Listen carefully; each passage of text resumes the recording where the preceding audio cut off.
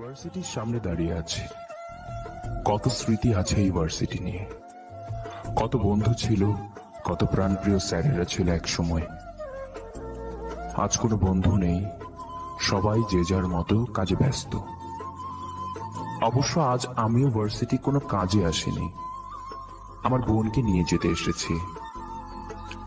আপনাদের আমার পরিচয়টা দিয়ে দিই, আমি শাকিল। 2 দিন হলো দেশে আসলাম।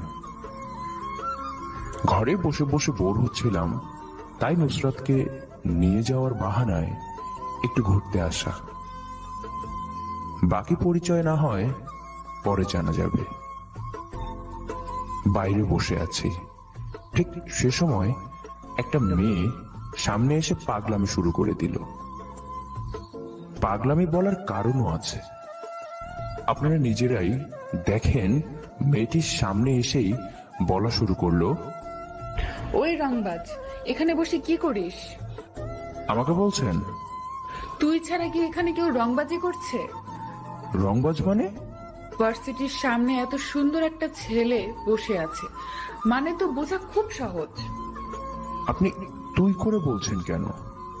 আর এখানে আমি আমার কাজে এসেছি, আপনার সমস্যা কি?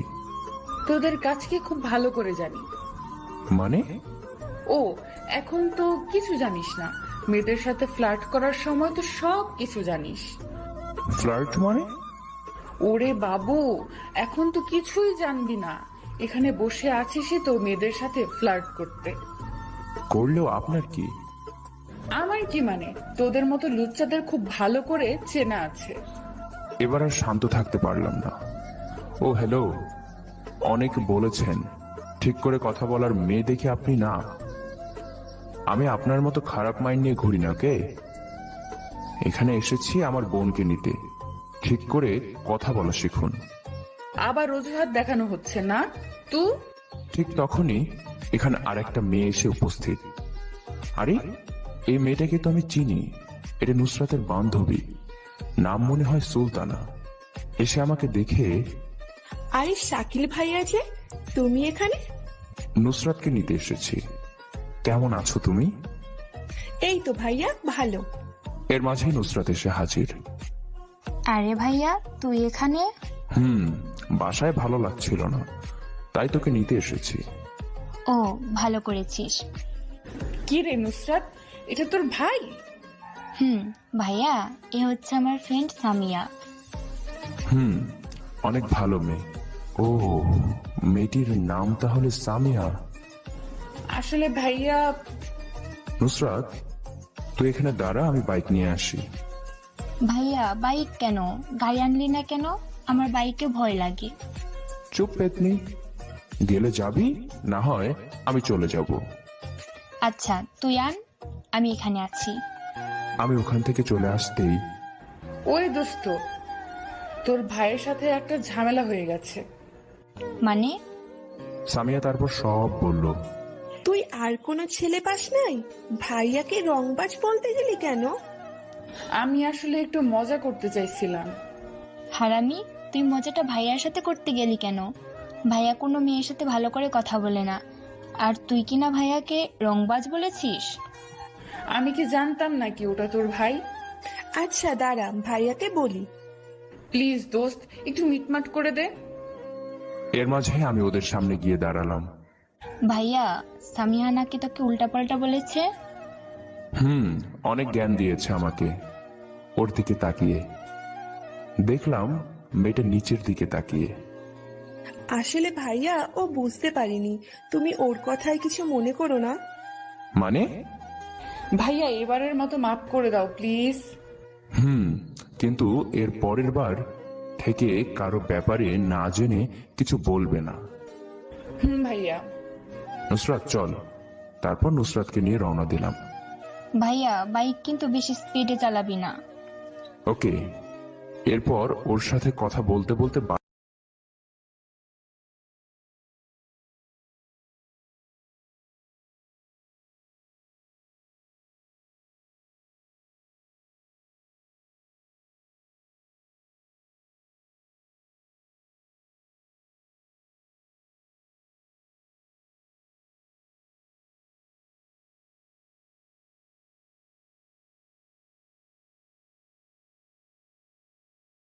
হয় ক্লান্ত, যাও আগে ফ্রেশ হয়ে নাও।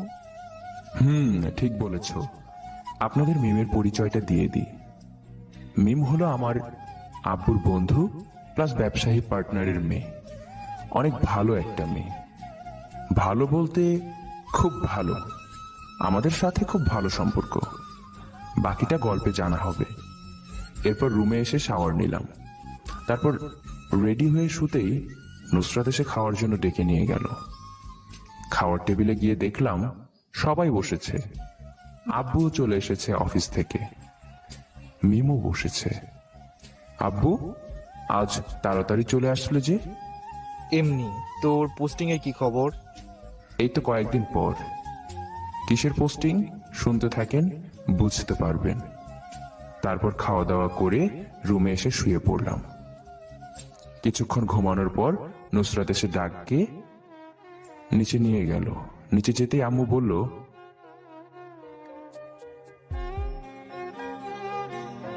সে কি মিম, এখন চলে যাবে কেন? না, এমনি। আচ্ছা, তুমি একটু অপেক্ষা করো, আমি রেডি হয়ে আসছি। হুম। তারপর রেডি হয়ে মিমকে নিয়ে বের হলাম বাসার বাইরে। বাইরে এসে যখনই গ্যারেজে যাব তখন, ওই কোথায় যাও? গ্যারেজে যাচ্ছি গাড়ি বের করতে। গাড়ি লাগবে না? তো কি হেঁটে যাবে নাকি? না, তোমার বাইক আছে না? আছে, কিন্তু তুমি বোরকা নিয়ে বাইকে চড়তে পারবে? খুব পারবো। তারপর আর কি, মিমকে বাইকে নিয়ে রওনা দিলাম। বুঝলাম না হঠাৎ বাইক কেন, তবে আমার থেকে যথেষ্ট দূরত্ব রেখে বসছে। আগেই বলেছিলাম অনেক ভালো মেয়ে। রাস্তার মাঝে, মিম তোমার হঠাৎ বাইকে চড়ার শখ হলো কেন? এমনি। ও, তোমার পড়াশোনা কত দূর এখন? অনার্স 3য় বর্ষ। ও, এরপর ওদের বাসার সামনে চলে আসলাম। ওকে নামিয়ে দিয়ে ফিরতে যাব ঠিক তখনই। আরে, একই চলে যাচ্ছ কেন? ভিতরে আসো। এখন না, পরে আসবো। তা কেমনি হয়? আসো, ভিতরে আসো। আজ আসতে পারবো না, পরে আসবো আর একদিন। ওকে, সাবধানে যেও। তারপর ওদের ওখান থেকে আড্ডা দিতে চলে গেলাম। আড্ডা দেওয়ার পর বাসায় চলে গেলাম। এর পরের দিন আবার ভার্সিটি চলে গেলাম। সামিয়া আমাকে দেখেই, আরে ভাইয়া, কেমন আছেন? এই তো ভালো, তুমি কেমন আছো? আমিও ভালো আছি। আজও কি নুসরাত কি নিতে এসেছেন? সাথে আর একটা উদ্দেশ্য আছে। ও, তাই নাকি? কি উদ্দেশ্য? পরে বলবো। আজ অন্য একটা উদ্দেশ্য এসেছি। মানে সামিয়াকে দেখতে আসলে কাল প্রথম দেখাই ওকে ভালো লেগে যায়। দেখি জল কতটুকু করে। এভাবেই চলতে লাগলো আমার দিনকাল। এই কয়েকদিনে সামিয়া মেয়েটার প্রতি আরো বেশি দুর্বল হয়ে পড়েছি। প্রতিদিনই নুসরাতকে আনার নামে ভার্সিটি যাই, আর সামিয়ার সাথেও দেখা হয়ে যায়। আমার পোস্টিং হয়েছে, তবে সেটা কাউকে বলিনি। সবার জন্য সারপ্রাইজ হিসাবে থাকলো। আজ ভার্সিটির সামনে একটা পুলিশের গাড়ি এসে থামলো। তার থেকে নামলো ইউনিফর্ম পরা একজন পুলিশ অফিসার। একে আগে এলাকায় দেখা যায়নি। গাড়ি থেকে নেমে পুলিশ অফিসারটা ভার্সিটির ভেতরে যেতে লাগলো। সবাই অবাক হয়ে তাকিয়ে আছে। একা একজন পুলিশ ভার্সিটিতে কি কাজে আসতে পারে? ভেতরে যেতেই পুলিশ অফিসারটাকে একজন স্যার দেখলো। স্যারটির নামও পুলিশটার জানা আছে। ওনার নাম করিম স্যার। স্যার, আপনি এখানে কি কাজে এসেছেন? সব পরে জানতে পারবেন। আমাকে প্রিন্সিপালের অফিসে নিয়ে যান। সেটা কোন দিকে বলে? আগে বলেন, আমি আপনাকে কোথায় যেন দেখেছি। দেখেছেন কিন্তু মনে নেই। আমি পরিচয় পরে বলবো। আগে প্লিজ আমার প্রিন্সিপালের রুমে নিয়ে যান। জি স্যার, চলেন। তারপর অফিসারটাকে প্রিন্সিপালের অফিসে নিয়ে যাওয়া হলো। প্রিন্সিপাল কারোর সাথে ফোনে কথা বলছিল। সাথে রুমে আরো কয়েকজন শিক্ষকও ছিলেন। অফিসার রুমে ঢুকতেই প্রিন্সিপালের প্রশ্ন, স্যার, আমাদের কলেজে কি কোনো কাজ ছিল? কাজ তো বটেই। তা কি কাজ? অফিসার রুমের সবার দিকে তাকায়। সবাই তাকিয়েছে। এদিকে আসেন বলছি। প্রিন্সিপাল যখন অফিসারের পাশে যায়, ঠিক তখনই পুলিশ অফিসারটা হ্যান্ডকাপ বের করে প্রিন্সিপালের হাতে পরিয়ে দেয়। কেউ হয়তো এটা হবে ভাবতেই পারেনি। একজন ভার্সিটির প্রিন্সিপালের হাতে হ্যান্ডকাপ। কখনো মানায় না। প্রিন্সিপাল তো এটা দেখে অবাক প্লাস রেগে গেল। কে তুই? আর আমাকে হ্যান্ডকাপ পরাইছিস কেন? আমি কে সেটা তো দেখতেই পাচ্ছিস। অফিসারের এরকম কথায় সবাই আরো অবাক। প্রিন্সিপাল তখন হেসে বলল, তুই কি ভেবেছিস আমাকে এখান থেকে নিয়ে যেতে পারবি, তাও একা? অনেক কিছুই করতে পারি আমি। ঠিক তখনই ভার্সিটি ভেতরে সাইরেন বাজাতে বাজাতে 10 থেকে 12টা পুলিশের গাড়ি ঢুকলো এবং সব গাড়ি থেকে পুলিশ নেমে প্রিন্সিপালের অফিসের দিকে যেতে লাগলো। সবাই এটা দেখে আরো বেশি অবাক হয়েছে। ভার্সিটি ভেতরে এত পুলিশ আসার কারণ কেউ বুঝতে পারছে না। অফিসার হাসতে হাসতে বলল, এবার তোকে কেউ বাঁচাতে পারবে না। কি হলো স্যার? আপনি প্রিন্সিপাল স্যারকে অ্যারেস্ট করার কারণটা কি? সেটা পরেই জানতে পারবেন। তুই আমাকে কখনো আটকে রাখতে পারবি না। সেটা সময় বলে দেবে। এখন শ্বশুর বাড়ি চল। এরপর অফিসারটা প্রিন্সিপালকে বের করে গাড়ির দিকে নিয়ে যেতে থাকলো। এটা দেখে সবাই বেশ আশ্চর্য হলো। একজন ভার্সিটি প্রিন্সিপাল এমন কি করলো যার জন্য এতগুলো পুলিশ এসে অ্যারেস্ট করে নিয়ে যাচ্ছে? সবাই উৎসুক হয়ে দেখছে। অফিসার যখন ভার্সিটি গেটের সামনে চলে আসলো, ঠিক তখনই ভিড় থেকে কে একজন বলে উঠলো, ভাইয়া তুই এখানে? শাকিল ভাইয়া, তুমি এইভাবে? আর একটা মেয়ে পেছন থেকে বলল, ঠিক ধরেছেন। ওই পুলিশ অফিসারটা আমি কাউকে জানাইনি, কারণ সবাইকে সারপ্রাইজ দিতে চাইছিলাম। আর এখন দেখি এরা জেনে গেল। মেয়ে দুটা নুসরাত আর সুলতানা। আপনারা একে থানায় নিয়ে যান, আমি পরে আসছি। Okay sir. তারপর ওকে ওদের হাতে দিয়ে আমি নুসরাত আর সুলতানাকে নিয়ে একপাশে গেলাম। ভাইয়া তুই? আমি ওকে থামিয়ে দিয়ে আমি বলি, বল। আসলে আমি পুলিশের আইজি পদে পোস্টিং পেয়েছি, কারণ বিসিএস এ আমি ভালো পজিশনে উত্তীর্ণ হই, তাই এই পোস্ট। বিসিএস মানে? তুই তো দেশে বাইরে ছিলি। আমি এসে দিয়ে গেছি। ও স্যার একটা কথা ছিল। পিছনে ফিরে দেখি করিম স্যার। জি স্যার বলুন। আপনি শাকিল না আমার ছাত্র? জি স্যার। স্যারকে গিয়ে জড়িয়ে ধরলাম। আসলে আমার সফলতার পেছনে অনেক অবদান আছে স্যারের।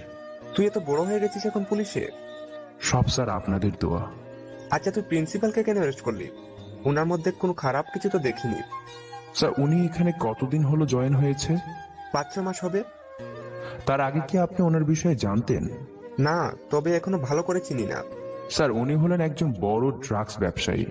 অনেক জায়গায় ইনি ড্রাগসের লেনদেন করেন, সাথে আরো অনেক আছে। কি বলিস? জি স্যার, উনি হলেন গোরা, তাই ওনাকে আগে অ্যারেস্ট করলাম। এবার বাকি সাথীদেরও অ্যারেস্ট করব। কোনোদিন মনে হয়নি যে উনি এরকম। জি স্যার, ওনার ভালো মানুষের মুখোশের পেছনে অনেক বড় শয়তান লুকিয়ে আছে। বুঝলাম। স্যার আজকে আসি, পরে কোনোদিন কথা হবে। নুসরাত, তুই বাড়ি চলে যা। চল, আমিও বাড়ি চলে যাব। এরপর ওখান থেকে বাসার উদ্দেশ্যে বের হয়ে গেলাম, কিন্তু জানতাম না যে একজোড়া চোখ আমার পেছনে লেগে আছে। বাড়িতে এসে আর এক কাণ্ড। আমাকে এই অবস্থায় দেখে সবাই অবাক এবং খুশি। খুশি হবে নাই বা কেন? আব্বু আম্মু অনেক খুশি। যাই হোক, তারপর থানায় চলে গেলাম। নুসরাতকে নিয়ে থানায় গিয়ে কাজে লেগে গেলাম। ওই শয়তান থেকে তারপর সব সাথীদের কথা বের করে সবাইকে অ্যারেস্ট করলাম। অনেক কষ্টে কাজটা শেষ করলাম, তা না হয় বাদই দিলাম। এরপর আর কি পুলিশের জীবন। আজ নুসরাতের ভার্সিটি গেলাম, যেতেই দেখি সামিয়া বাইরে বসে আছে। সামিয়া কেমন আছো? এই তো ভালো, তুমি কেমন আছো? আমি অবাক হয়ে তাকিয়ে রইলাম। কি হলো, এভাবে তাকিয়ে আছো কেন?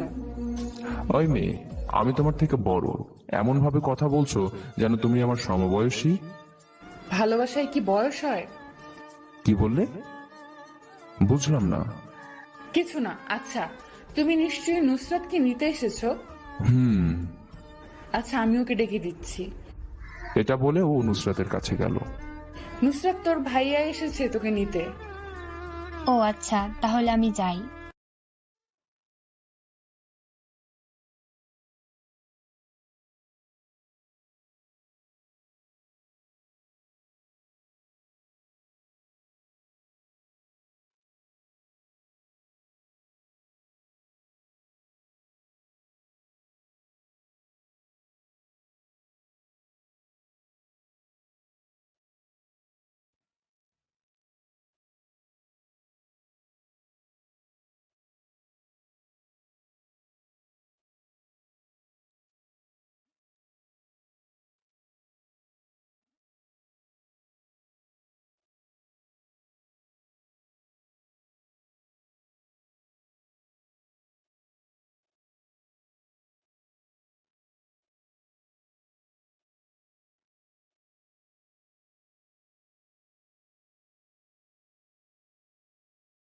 ভালোবাসি।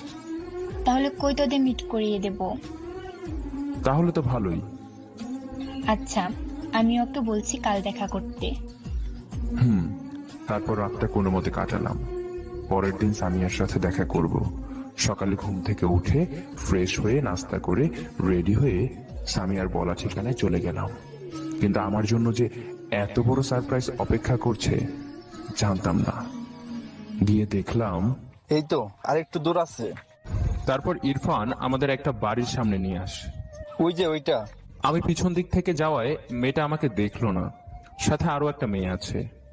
এই যে মেয়েরা, একটু হেসে দিয়ে। মেয়েটা আমার দিকে ফিরে তাকাতেই চোখ কপালে। হয়তো কোনোদিন ভাবেনি এখানে দেখবে। আরে শাকিল, তুই এখানে? অবাক হচ্ছিস কেন? তোকে তো বললাম যে কোনোদিন আসতে পারি। ভালো করেছিস এসে। কনফিউজ হচ্ছেন তাই তো? আমি বলি, এটা আমার একজন ফ্রেন্ড, যদিও এফবিতে পরিচয়, তবু অনেক ভালো ফ্রেন্ড। নাম হলো ফারজানা। ওই ছেলেটা কে রে? তুইও শাকিলকে চিনিস? শাকিলকে চিনতে পারছিস? না তো। এটা তোর শত্রু। ওহো, তো মিস তুষি কেমন আছেন? মেয়েটার নাম তুষি ছিল আর আমাদের মধ্যে প্রায় ঝগড়া হতো, তাই শত্রু বলল। চুপ শালা, আমার নাম তুষি না, টুসি। ওই একটাই হলো। না, একটা না। তোরা আবার ঝগড়া শুরু করে দিয়েছিস? বাদ দে, ওই পাগলিটা পাগলিই থাকবে। এটা বলতেই তুষি আরো রেগে গেল। ওকে পাত্তা না দিয়ে রাকিবদের দিকে তাকালাম। দেখি দুজনেই হাবলার মতো তাকিয়ে আছে। বুঝতে পেরে সবার সাথে পরিচয় করিয়ে দিলাম। শাকিল চল, বাসায় চল। তোর আব্বু মারবে না তো আবার? আব্বু মারার আগে আমি মারবো, চল বাসায়। তারপর সবাই ফারজানার বাসায় গেলাম। ওর বাসার সবার সাথে পরিচিত হলাম। মনে করেছিলাম একটু কষ্ট হবে, কিন্তু দেখলাম ওর বাসার সবাই ফ্রেন্ডলি, তাই তেমন কষ্ট হলো না। কিছুক্ষণ ওদের ওখানে বসার পর ফারজানাকে বললাম ওদের এলাকা ঘুরে দেখাতে। ওরাও রাজি হয়ে গেল, কিন্তু ওরা জানে না যে আমার আরেকটা উদ্দেশ্য আছে। সবাই মিলে বের হলাম। সবাই বলতে তুষি, ফারজানা, আমি, রাকিব আর ইরফান। রাস্তায় কথা বলে বলে হাঁটছি, এমন সময় পিছন থেকে একটা ছেলে বলে উঠল, ওই সুইটি, ফারজানার আর একটা নাম। এরা কারা যাদের নিয়ে ঘুরতেছিস? আমাদের কি চোখে পড়ে না? আমরা পিছনে তাকালাম, দেখি কয়েকজন ছেলে একসাথে দাঁড়িয়ে আছে। ভাই বলেন, আপনাদের কি সমস্যা? আমাদের তো অনেক সমস্যা। ওই যে মেয়েটাকে দেখছিস, ওকে আমার খুব ভালো লাগে, কিন্তু আমাকে পাত্তা দিচ্ছে না। পাত্তা দিচ্ছে না তো পিছে পিছে ঘুরতেছেন? শাকিল চল, এদের সাথে ঝামেলা করিস না। আরে দাঁড়া। যান, এদের নিয়ে চলে যাও, না হয় আবার কোন সময় মার খায়। এটা বলে ওরা হাসা শুরু করলো। ভাই তোর সমস্যা কি? ফারজানাকে ডিস্টার্ব করিস কেন? তাতে তোর কি? আমার যা ইচ্ছে তাই করব। জানিস আমি কে? না তো, কে তুই? এই থানার ওসি আমার বাবা। আর তুই কিভাবে আমাকে তুই করে বলার সাহস পাস? সাহস তো অনেক আছে, কিন্তু তোকে কি করা যায়? ওই, তোর সাহস তো কম না, তুই সোহেলকে ভয় দেখাচ্ছিস। ভয় না, এখন তো মাইরও খাবি। ওই ছেলে, তুই এখানে ঝগড়া করতে এসেছিস নাকি? ওদের সাথে ঝামেলা না করে চল। আরে দাঁড়া তুষি। দাঁড়াস না তুষি, শালি এদের নিয়ে চলে যাও। যদি না যায় এবার একটু ভাব দেখিয়ে। তোকে তো। তুই সোহেলকে মারছিস? এটা বলে ওরাও মারতে আসবে, তখন ওদেরও মেরে তক্তা বানিয়ে দিয়েছে। ইরফান, তুষি, ফারজানা, এরা তো এটা দেখে পুরাই অবাক। ওকে থামিয়ে দিয়ে ছেলেটাকে বললাম, তুই তোর বাপকে ফোন দে। তোকে তো আজ দেখে নেব। তুই আমার গায়ে হাত তুলেছিস? আরে পরে দেখিস, তোর বাপকে ফোন কর। ছেলেটার মুখ দিয়ে রক্ত পড়ছে। ছেলেটা তার বাবাকে কল করে কান্না করে বোঝাচ্ছে। রাকিব, তোরা এখানে থাক, আমি একটু গাড়ি নিয়ে আসছি। এখান থেকে বাসায় চলে যাব। ওদের আর কিছু বলতে না দিয়ে গাড়ির জন্য ইরফানের বাসায় চলে আসলাম। গাড়ি এনেছি কারণ এখান থেকে বাসায় চলে যাব গাড়ি নিয়ে। আগের জায়গাটায় গিয়ে দেখলাম ওই ছেলেটার বাবা চলে এসেছে আর আমার ফ্রেন্ডদের শাসাচ্ছে। আশেপাশে দেখলাম অনেক মানুষ জড়ো হয়েছে, সবাই তামাশা দেখছে। আমিও খুশি হলাম, কারণ খেলা এবার জমবে। গাড়ি নিয়ে পাশে যেতেই ছেলেটা আমার দিকে তাকিয়ে হাসছে আর তার বাবাকে আমাকে দেখিয়ে দিচ্ছে। আমিও মনে মনে বললাম, আহো ভাতিজা আহো, তোর ওসিগিরি আজ বের করব। ছেলেটার বাবা আমার পাশে আসতে আমি গাড়ি থেকে নামলাম। নামার সাথে সাথে আমার হাতের দিকে তাকিয়ে সবাই অবাক, সেই পুলিশটাও অবাক। ফারজানা, ইরফান আর তুষি, এদের চোখ তো একদম কপালে, কারণ আমার হাতে একটা রিভলভার ধরা। ওই কে তুই, আর তোর হাতে এটা কেন? এটা দিয়ে আমি পাখি শিকার করি। আমাকে বোকা পাইছিস? এটা পাখি শিকার করার গুলি? বুঝতেই যখন পারছেন তাহলে জিজ্ঞেস করেন কেন? এই তুই আমার ছেলের গায়ে হাত তুলি কেন? আমার বোনকে ডিস্টার্ব করে তাই। আর কে তোর বোন? তুই কে? ওসি হওয়াতে অনেক দাপট, তাই না? এই দেখেন কে আমি। এই বলে আইডি কার্ডটা বের করে দেখালাম আর সাথে সাথে ওসিটা চুপসে গেছে। সিনিয়রদের স্যালুট করতে হয়, এটাও কি শেখাতে হবে? Sorry sir. এটা বলেই আমাকে স্যালুট জানায়। এটা দেখে রাকিব বাদে বাকি সবাই তো অবাকের শেষ সীমায়। ছেলেটা পাশে এসে বলল, চুপ কর। ও তাই নাকি? আমাকে থানায় নিয়ে যাওয়ায় হবে নাকি? তা ওসি সাহেব এরকমই কাজ করেন নাকি? সরি স্যার, আসলে। বাবা তুমি কি স্যার বলছো কেন? ওই কে তুই? আমি কে? ঠিক তখনই একটা ফায়ার হলো। না, কারো গায়ে লাগেনি, এটা আমি করছি একটা গাছকে লক্ষ্য করে। এটা দেখেও যখন ওসি কিছু বলল না, তখন ছেলেটা একটু ভয় পেল, আর কিছু বলার সাহস পেল না।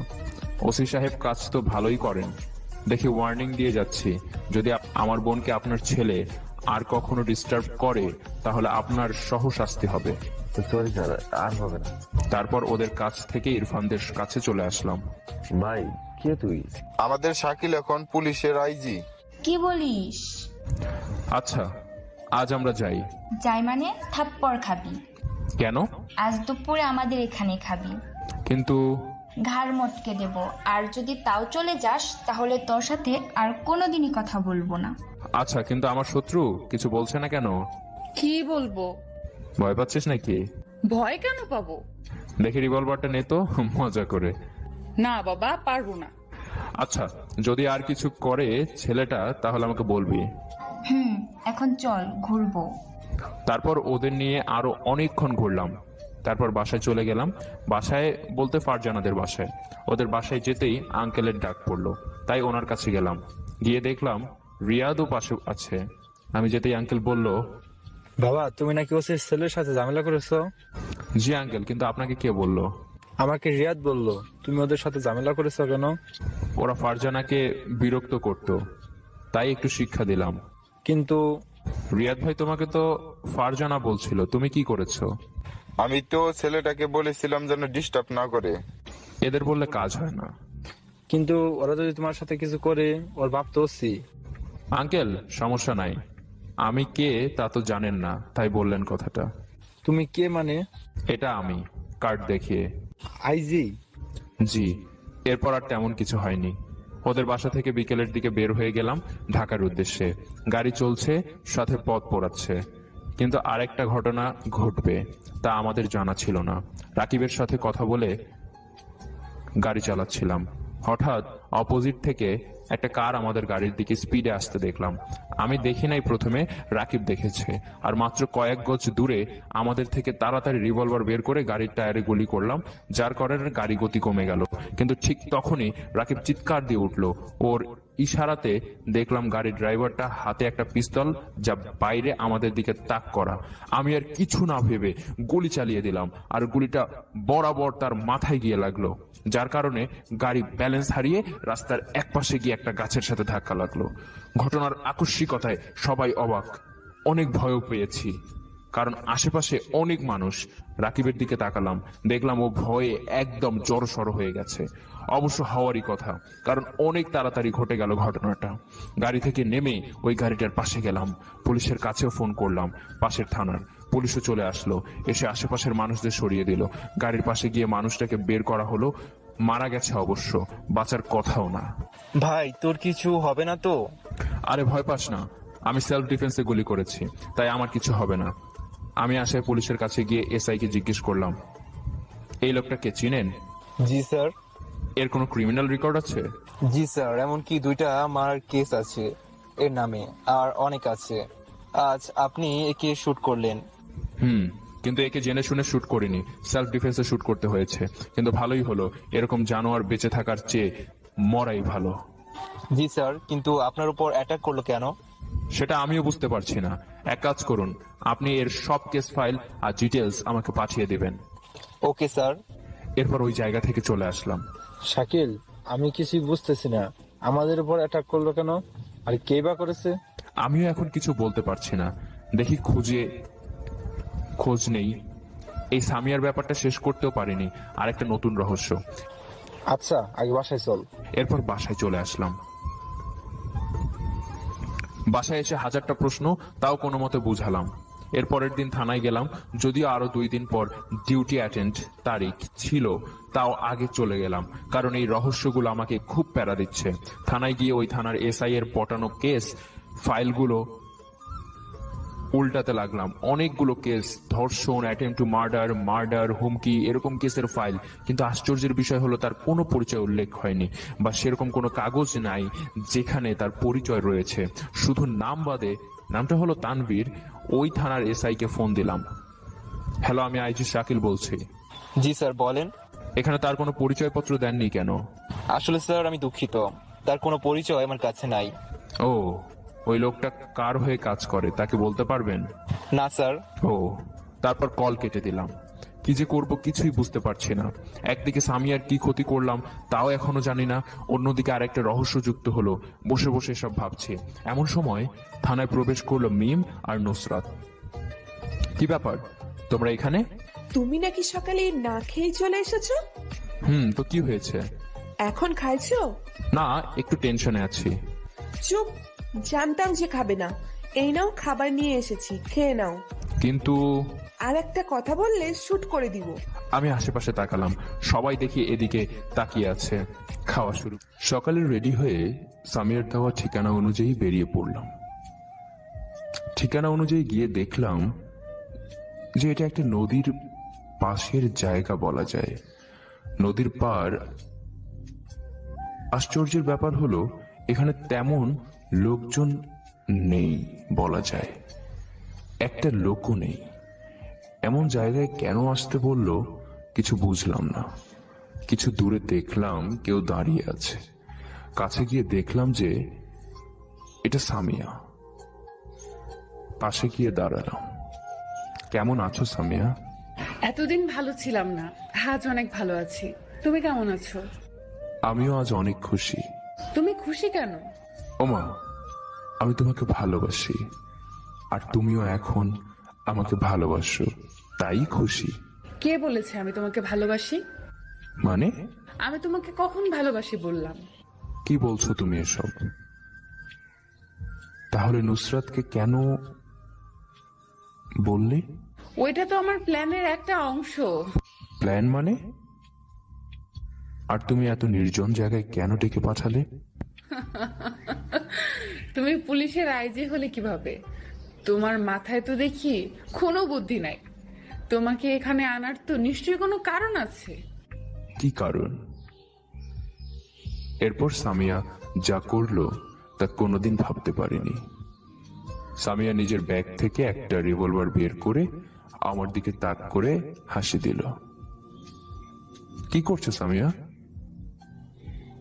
এভাবে তাক করে রাখছো কেন? গুলি চলে যাবে তো। তো কি, তোমাকে আমি আদর করার জন্য বন্দুক ধরেছি? তোমাকে মারার জন্যই ধরেছি। আমাকে মারতে মানে? তুই আমার সবকিছু কেড়ে নিয়েছিস, তোর জন্যই আজ আমি একা। তোকে আমি কোনোদিন মাফ করব না।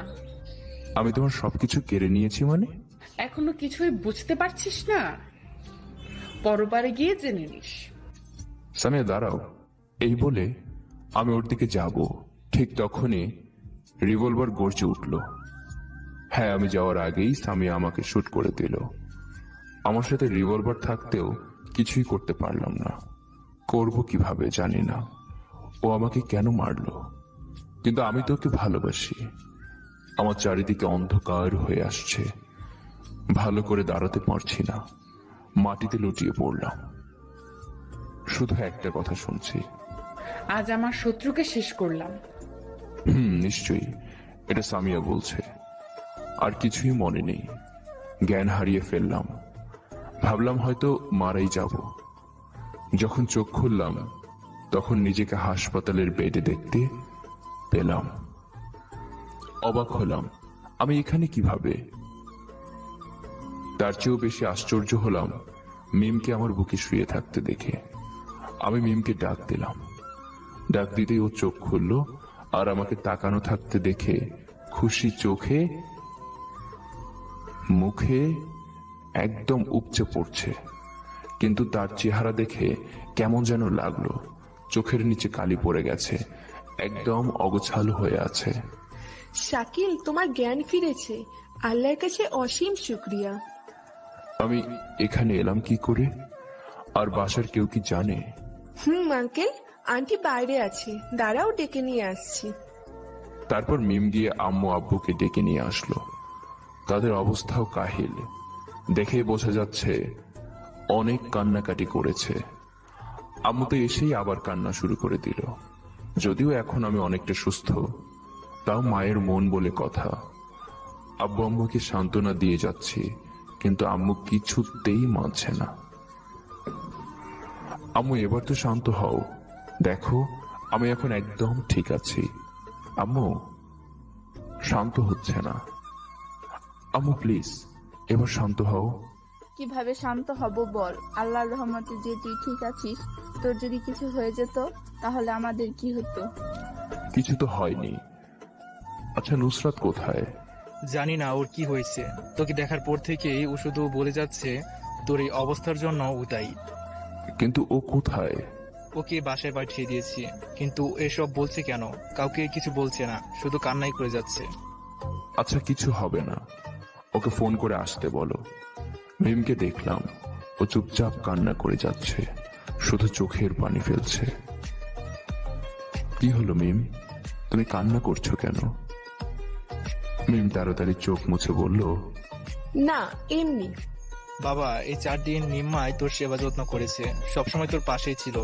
দেখ কি অবস্থা করেছে নিজের। তা তো দেখেই বোঝা যাচ্ছে। এখানে কি নার্স নেই? তুমি এত কষ্ট করতে গেলে কেন? আমি ঠিক আছি। আব্বু আমি 4 দিন অজ্ঞান ছিলাম। তুই টেনশন করিস না, থানাতে জানিয়ে দিয়েছি যে তুই অসুস্থ না। ও কথা বলছি, এমন সময় রুমে একজন পুলিশ অফিসার প্রবেশ করলো। করেই প্রথমে আমাকে স্যালুট করলো। স্যার, আমি আপনাকে যেখানে হত্যার চেষ্টা করা হয়েছে ওই থানার এসআই। বলেন। স্যার, আপনার কাছ থেকে কিছু জানার ছিল। আগে বলেন আমাকে এখানে এনেছে কে? স্যার, আপনাকে হত্যা করার জায়গা দিয়ে ওই সময় একটা জেলে যাচ্ছিল, সেই আপনাকে প্রথম দেখে আমাদের জানায়, আর আমরা ওই জায়গায় গিয়ে আপনাকে এখানে নিয়ে আসি। আর আপনার প্রচুর ব্লাডিং হয়েছে, তবে আল্লাহর রহমতে ঠিক সময় ব্লাডও পাওয়া যায়। ধন্যবাদ আমার জীবন বাঁচানোর জন্য। এটা আমাদের ডিউটি স্যার। বলুন কি জানতে চান? যদি আপনি অনুমতি দেন তাহলে এই কেসটার ব্যাপারে তদন্ত শুরু করতাম। সেটার প্রয়োজন নেই, ডিউটি জয়েন হয়ে আমি নিজেই তদন্ত করব। ওকে স্যার, তাহলে আমি আসি। তারপর অফিসারটা আমাকে স্যালুট জানিয়ে চলে গেল। এর কিছুক্ষণ পরই নুসরাত এসে হাজির, কান্না করতে করতে চোখ মুখ ফুলিয়ে ফেলেছে। তোমরা সবাই একটু বাইরে যাবে, আমার নুসরাতের সাথে কিছু কথা আছে। তারপর ওরা বাইরে যেতেই নুসরাত এসে আমাকে জড়িয়ে ধরে কান্না শুরু করে দিল। ভাইয়া আমাকে মাফ করে দে, আমার জন্যই তোর এই অবস্থা হয়েছে। এসব কি বলছিস? তোর দোষ কেন হবে? আমি তো তোকে ওই জায়গায় যেতে বলেছি। তোর কোনো দোষ নেই, এসবই সামিয়ার প্ল্যান।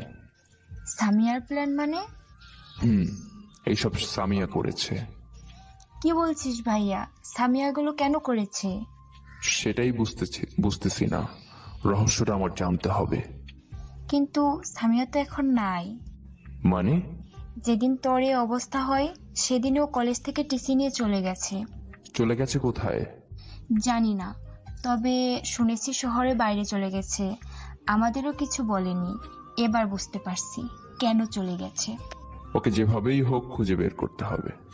ভাইয়া আমায় মাফ করে দে, তুই আমার জন্যই। থাপ্পড় দিব। এখন বললাম না তোর কোনো দোষ নেই, তুইও ছিলি প্ল্যানের একটা অংশ। তারপর আরো 2-1 দিন চলে গেছে আর আমাকে হাসপাতাল থেকে বাসায় নিয়ে আসা হলো। বাসায় এসে আমাকে নিয়ে তারা আরো বেশি তাড়াহুড়োয় পড়ে গেল। আমাকে পা ফেলতেও দিচ্ছে না এই কয়েকদিন। মিমো আমাদের বাসায় থেকে আমার সেবা করে গেছে সবার। সেবা পেয়ে আমি অনেক তাড়াতাড়ি সুস্থ হয়ে গেলাম। আসলেই এরকম একটা পরিবার পেয়ে অনেক ভালো লাগছে। পাশাপাশি মিমো অনেক কষ্ট করেছে। আজ আমি পুরোপুরি সুস্থ। সকালে নাস্তা করে বসে মোবাইল টিপছি, এমন সময় নুসরাত আসলো রুমে।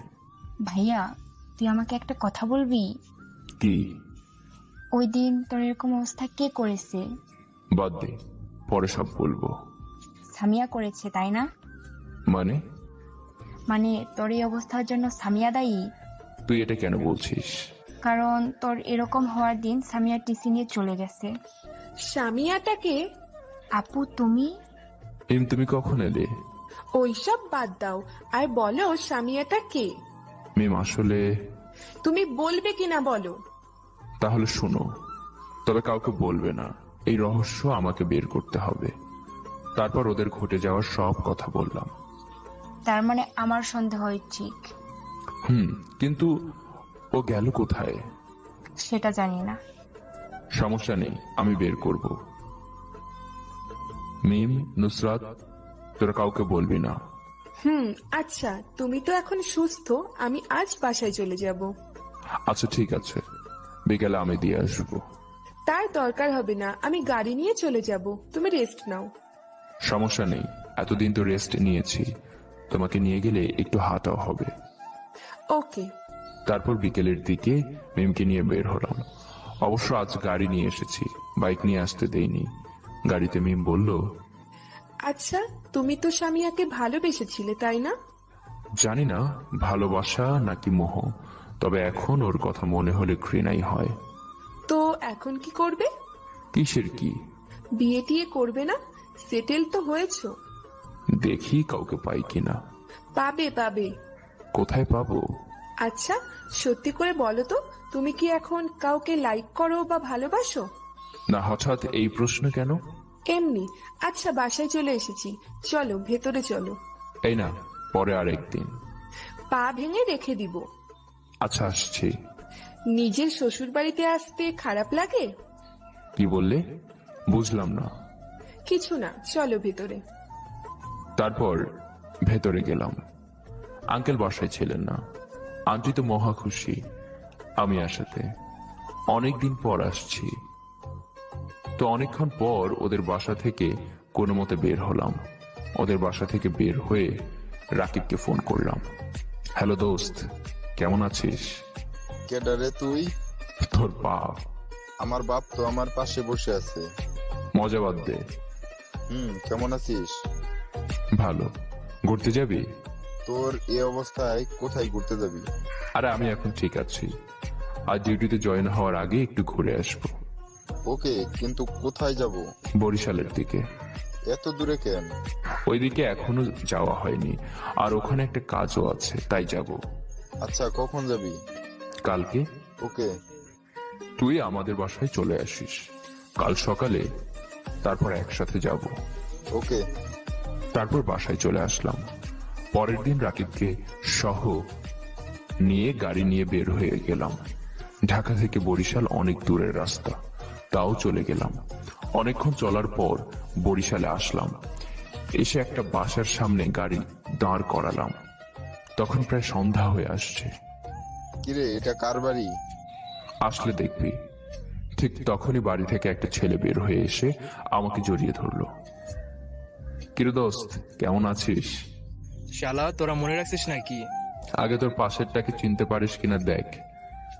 ছেলেটা পাশে তাকায়, কিন্তু কিছু বলার আগেই রাকিব বলে ওঠে, আরে চশমা যে আমাদের আসলেই, আমিই বলি, এটা আমার স্কুল ফ্রেন্ড ইফরান। চশমা পরে, তাই সবাই ওর নাম দিয়েছে চশমা। আব্বাই হালা রাকিব যে, শালা দেখ এখন চশমা নাই, তোদের জ্বালায় লেন্স লাগাইছি। তাও তো তুই আমাদের চশমাই। আচ্ছা, বাইরে দাঁড়িয়ে থাকবি নাকি ভিতরে চল, বাকি কথা পরে হবে। তারপর ভিতরে গেলাম। আঙ্কেল আন্টিও আমাদের আগের থেকে চিনে, তাই ভালোই গেছে রাতটা। অনেকদিন পর ইরফানকে পেয়েছি, আড্ডা মজা ভালোই লেগেছে রাতটা। এভাবেই গেল সকালে। শাকিল, তুই এখানে কি কাজে আসছিস? একটু পর বুঝবি ইরফান। ও ইরফান, হ্যাঁ বল, কিছু লাগবে? কিছু লাগবে না। ওই মেয়েটাকে চিনিস কিনা দেখ তো। মোবাইলে একটা মেয়ের ছবি দেখিয়ে। হ্যাঁ চিনি তো, আমাদের থেকে একটু দূরে বাসা। বাসা চিনিস? চিনি, কিন্তু কি দরকার? পরে বলবো। আচ্ছা তোরা ফ্রেশ হয়ে আয়, আম্মু নাস্তা দিচ্ছে। তারপর ফ্রেশ হয়ে নাস্তা করে বের হলাম। সাথে ইরফানও আছে। রাস্তায় হাঁটছি। ওই মেয়েটা কে, আর তাকে তোর কি দরকার? একটু পরে সব বুঝবি ইরফান। আর কত দূর? এই তো, তারপর দুইটা মেয়ের সামনে গিয়ে দাঁড়ালাম। এই যে আশেপাশে দেখলাম সবাই আমাদের দিকে তাকিয়ে আছে, তাই কথা না বাড়িয়ে খাওয়া শুরু করলাম। নুসরাত, তুমি তোমার ভাইকে শাসন করতে পারো না? আরে আপু, ও আমার কথা শুনেই না, তাই আর বলিও না। যেমন ভাই তেমনি বোন। আপু একটা কাজ করো, তুমি আমাদের বাসায় পার্মানেন্ট চলে আসো, তাহলে ভাইয়া সোজা হবে। আসবো তো, ওদের কথা শুনে আমার হিসকে উঠে গেল। ওই কি শুরু করলে তোমরা? এটা বাসা না থানা? হয়েছে হয়েছে, জ্ঞান দিতে হবে না। আমরা দেখছি যে এটা থানা। চুপচাপ খেয়ে নাও, আসছে আমাদের শিখাইতে। আমি ওর কথাগুলো শুনে অবাক হয়ে তাকিয়ে আছি ওর দিকে। নুসরাত এইটা দেখে বলল, ভাইয়া খেয়ে নে না, না হয় মাইরও খাইতে পারিস। কিন্তু আর কিছু না বলে খেয়ে নিলাম। খাওয়া শেষে মেম আমাকে এক গাড়া কথা শুনিয়ে বের হয়ে গেল, আর আমি শুধু হাবলার মতো শুনে গেলাম। এই মেয়েটার আবার কি হলো? আমার উপর অধিকার খাটাচ্ছে কেন? না, এর মতলব ভালো ঠেকাচ্ছে না। এসব ভাবছি, এমন সময় থানার একজন কনস্টেবল এসে ভাবনায় ছেদ করলো। উনি কে ছিলেন? আমার ফ্রেন্ড। দেখে একদম সেরকম মনে হয়নি। ওইসব বাদ দেন, আপনাকে যে কাজটা করতে বলছিলাম তার কি খবর? জি স্যার, খবর নিয়েছি, আর মালিককেও পাওয়া গেছে। Good job. ঠিকানাটা দেন। এই যে স্যার, ঠিকানা দিয়ে। গুড, এবার আপনি আপনার কাজে যান। তারপর থানা থেকে বাসায় চলে আসলাম সন্ধ্যায়। এসে দেখি দুই মহারানী বসে বসে কার্টুন দেখছে টিভিতে। এই নুসরাত, পেতনিটাও না। ওদের কিছু না বলে আমি আমার রুমে চলে গেলাম। ফ্রেশ হয়ে বাইরে আসলাম। ওই পেতনি, এখন এগুলো ছাড়বি না? আমি দেখছি না, মিম আপু দেখছে। মিম, তুমি এই পেতনির মতো এগুলো দেখো? না, আমি শুধু গোপাল ভাঁড় আর সিআইডি দেখি। তোমাদের মতো মুভি দেখতে ভালো লাগে না। আর খবরদার, আমার ননদকে পেতনি বলবা না। তোমার ননদকে? অবাক হয়ে। ওইটা তুমি বুঝবে না। ভালো। ওদের কাছ থেকে চলে আসলাম। এসব ভালো লাগে না। আম্মুর কাছে রান্নাঘরে আসলাম। আম্মু কি করো? নদীর পানি সেচ দিচ্ছি। মানে? দেখছিস তো কি করছি, তাও জিজ্ঞেস করছিস কেন? আম্মু এগুলো কি বলছো? বাবা, এবার একটা বৌমা নিয়ে আসি না। আম্মু আবার শুরু করেছো? বাবা, এবার একটা বৌমা নিয়ে আয় না। ও, কোন বাজারে বউ বেছে আমাকে বলো, আমি এখনই নিয়ে আসছি। মজা করে। তুই আমার সাথে ফাজলামি করতেছিস? তো কি বলবো, হুট করে কি বিয়ে করে ফেলবো নাকি? কোনো মেয়েও দেখোনি? ওই সব নিয়ে তোকে ভাবতে হবে না। আমি আর তোর আব্বু মেয়ে ঠিক করে রেখেছি। কি বলো এসব? মেয়ে ঠিক করে রেখেছো মানে? এত কিছু বলতে হবে না, শুধু তুই হ্যাঁ বলবি। মেয়ে না দেখে হ্যাঁ বলে দিব? আমরা কি তোর জন্য খারাপ মেয়ে দেখবো? না, তা বলিনি। এত কিছু না বলে তুই শুধু হ্যাঁ কিনা বল। আম্মু না দেখে? তুই বলবি কিনা বল। যদি না বলিস তাহলে তোর আর আমার হাতের খাওয়া বন্ধ। রান্না করে খেতে পারলে খাবি। এই যা শালার, একটা মেয়ের জন্য এত বড় হুমকি। শালির ঘরের শালি, আয় তুই, তারপরে তোরে দেখাবো। কিন্তু খাওয়া অফ করলে সমস্যা নাই, যদি না বলি তাহলে আম্মু কষ্ট পাবে, এটাই বড় সমস্যা। শালার কি পেঁচালে পড়েছি, একটা বউয়ের জন্য এত কিছু। দূর, এখন করলেও করব, পরে হলেও করব। আচ্ছা তোমরা মেয়ে দেখো। এই তো লক্ষ্মী ছেলে, মেয়ে দেখতে হবে না, মেয়ে ঠিক করাই আছে। শুধু তুই রাজি হওয়ার অপেক্ষায় ছিলাম। কালই তোর বিয়ে। কি বলো আম্মু, কালই? হ্যাঁ, তুই কি মনে করেছিস আমরা বসে থাকবো নাকি? আমার একটা লক্ষ্মী বৌমা আসবে। কিন্তু এত আয়োজন? কোনো আয়োজন হবে না, তুই জানিসই আমি আর তোর আব্বু এগুলো লাইক করি না। শুধু বিয়ে পড়িয়ে নিয়ে আসবো। তোমাদের ইচ্ছা, আর তোমার বৌমা আসুক, ওরে মজা দেখাবো। আমার বাবা মাকে হাতিয়ে নেওয়া। দেখা যাবে কি মজা দেখাতে পারিস। এরপর ওখান থেকে চলে আসলাম। শালার জীবন, কাল নাকি বিয়ে আর আমি জানি আজকে। আপনাদের সবাইকে দাওয়াত দিলাম। ও সরি, আপনাদের কি খাওয়াবো? কোনো অনুষ্ঠান হচ্ছে না। যাই হোক, আজ আমি আমার রুমের বাইরে দাঁড়িয়ে আছি। আজকে দিনেই আমাদের বিয়েটা শেষ হলো। বউকে এখনো দেখিও নি। আমার মতো বিয়ে আবার আপনারা করে বইছেন না। ভাইয়া যা না ভেতরে। চুপ পেতনি, কোন মেয়েকে ভিতরে বসিয়ে রেখেছিস? গেলেই তো দেখতে পারবি। আরে বোন দাঁড়া না, একটু সাহস নিয়ে অচেনা একটা মেয়ের সামনে যাব। অচেনা না, তুই চিনিস, আর আগেও অনেক দেখেছিস। মানে? গেলেই তো দেখতে পাবি।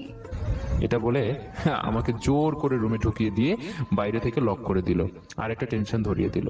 ঢুকে যাকে দেখলাম তুমি। পেতনি আরেকটা টেনশন ধরাই দিল যে কে যাকে আমি চিনি। পিছনে খাটের দিকে তাকালো, একটা মেয়ে লম্বা ঘোমটা দিয়ে বসে আছে। শালির ঘরের শালি। থুকু, বউ তোর জন্য আমার এত প্যারা গেছে, তোকে আজকে দেখাবো বিয়ের মজা কত। এসব ভাবতে ভাবতে খাটের পাশে গেলাম। পাশে যেতেই বউ নেমে আমাকে সালাম করলো। আমি ভালো ছেলের মতো দাঁড়িয়ে রইলাম। বউ উঠে আবার বিছানায় বসলো, কিন্তু তার মুখটা এখনো দেখলাম না। তাই বললাম, এই মেয়ে ঘোমটা উঠাও। এই মেয়ে, মেয়েটা কে? ঘোমটা উঠাতে উঠাতে ঘোমটা উঠানোর পর আমি 420 ভোল্টের শক খেলাম। মিম তুমি? কেন, অন্য কাউকে আশা করেছিলে নাকি? আমি থাকতে অন্য কাউকে বউ করবে নাকি? না তা না, কিন্তু এসব কি? দেখো, আমি তোমাকে ছোটবেলা থেকে লাভ করি, কিন্তু কখনো বলতে পারিনি। তুমি ফিরিয়ে দাও বলে। তাহলে এসব বিয়ে টিয়ে কেমনে হলো? জানি না কেমনে আন্টি আঙ্কেল কালকে আমাদের বাসায় ফোন করে বলেছে। হয়তো তারা আগে থেকেই ঠিক করে রেখেছিল। আর আমি কিছুই জানি না। ওই ওই, তোমার মনে কি এখনো সামিয়া ঘুরতেছে নাকি? না তা না, কিন্তু বুঝেছি, তোমার সময় লাগবে মেনে নিতে। এই তো বুঝেছো, খুশি হয়ে। এত খুশি হওয়ার কিছু নাই, কোথাও পালাতে পারবে না। আর হ্যাঁ, উত্তরটা পজিটিভ হতে হবে, না হলে এমন হাল করব। থাক বাবা, আর বলতে হবে না, এখন ঘুমাও। তুমি খাটে ঘুমাও, আমি সোফায় যাচ্ছি। সোফায় কেন? তুমিও খাটে ঘুমাবে? না না, পারবো না। চুপ, যা বলছি তাই করবে। আর মাঝখানে দরকার হলে কোলবালিশ দাও। ভালো কথা। আর হ্যাঁ, রাতে উল্টাপাল্টা কিছু করো না। তোমার মতো লুচ্চা না। আসলেই কি লেখকরা লুচ্চা হয় মিম। না। ওকে, রিয়ালিটিতে তোমার জন্য আসলেই লুচ্চা। ওই, এত বিড়বিড় না করে ঘুমাও। তুমি ঘুমাও, আর প্লিজ উল্টাপাল্টা কিছু করবে না। লাত্তি মেরে ফেলে দেব, চুপচাপ ঘুমাও। বিয়ে হতে না হতে অধিকার খাটানো শুরু করে দিয়েছো। ঘুমাও। তারপর ঘুমায় পড়লাম। সকালে উঠে দেখি মেম আমার বুকের উপর। জানতাম যে এরকম করবে, বউয়ের ঘরের বউ। তোরা তো আমি। ওই মেম, তুমি এখানে কেন? আরে ডিস্টার্ব করছো কেন? আর একটু ঘুমাই। তো ঘুমাও, আমি মানা করেছি নাকি? আমাকে তো উঠতে দাও। চুপচাপ ঘুমাও। বুঝেছি, এভাবে কাজ হবে না। এই তেলা পোকা, তেলা পোকা। কই, তোমাকে তো আমি। কিছু করতে পারবে না। শ্বশুরের মেয়ে, এটা বলে ওকে সরিয়ে ওয়াশরুমে ঢুকে গেলাম। শ্বশুরের বাচ্চা, তোকে আমি দেখে নিব।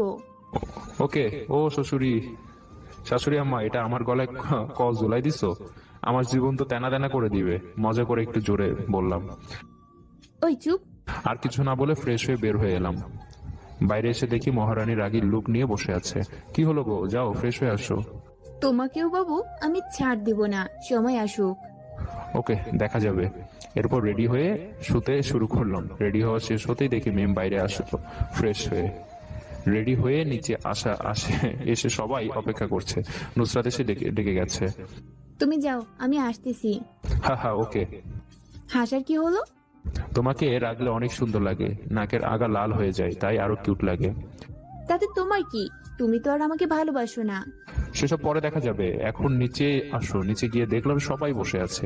আমি গিয়ে নুসরাতের পাশে বসলাম। ভাইয়া, বাসরাত কেমন কাটলো? তুই না বেশি বেড়ে গেছিস, চোখ পাকি। এর মাঝে মিম নিচে নেমে এলো। একটা হালকা গোলাপি শাড়ি পরলো, কোনো সাজই নাই। চুল থেকে এখনো পানি পড়ছে। অনেক সুন্দর লাগছে, এমনিতেই অনেক সুন্দর, এখন আরো বেশি সুন্দর লাগছে। আমি হা করে তাকিয়ে আছি। এমন সময় নুসরাত আমাকে ধাক্কা দিল। ভাইয়া, এভাবে তাকাস না, নজর লেগে যাবে তো। চুপ, খাবার খাচ্ছি।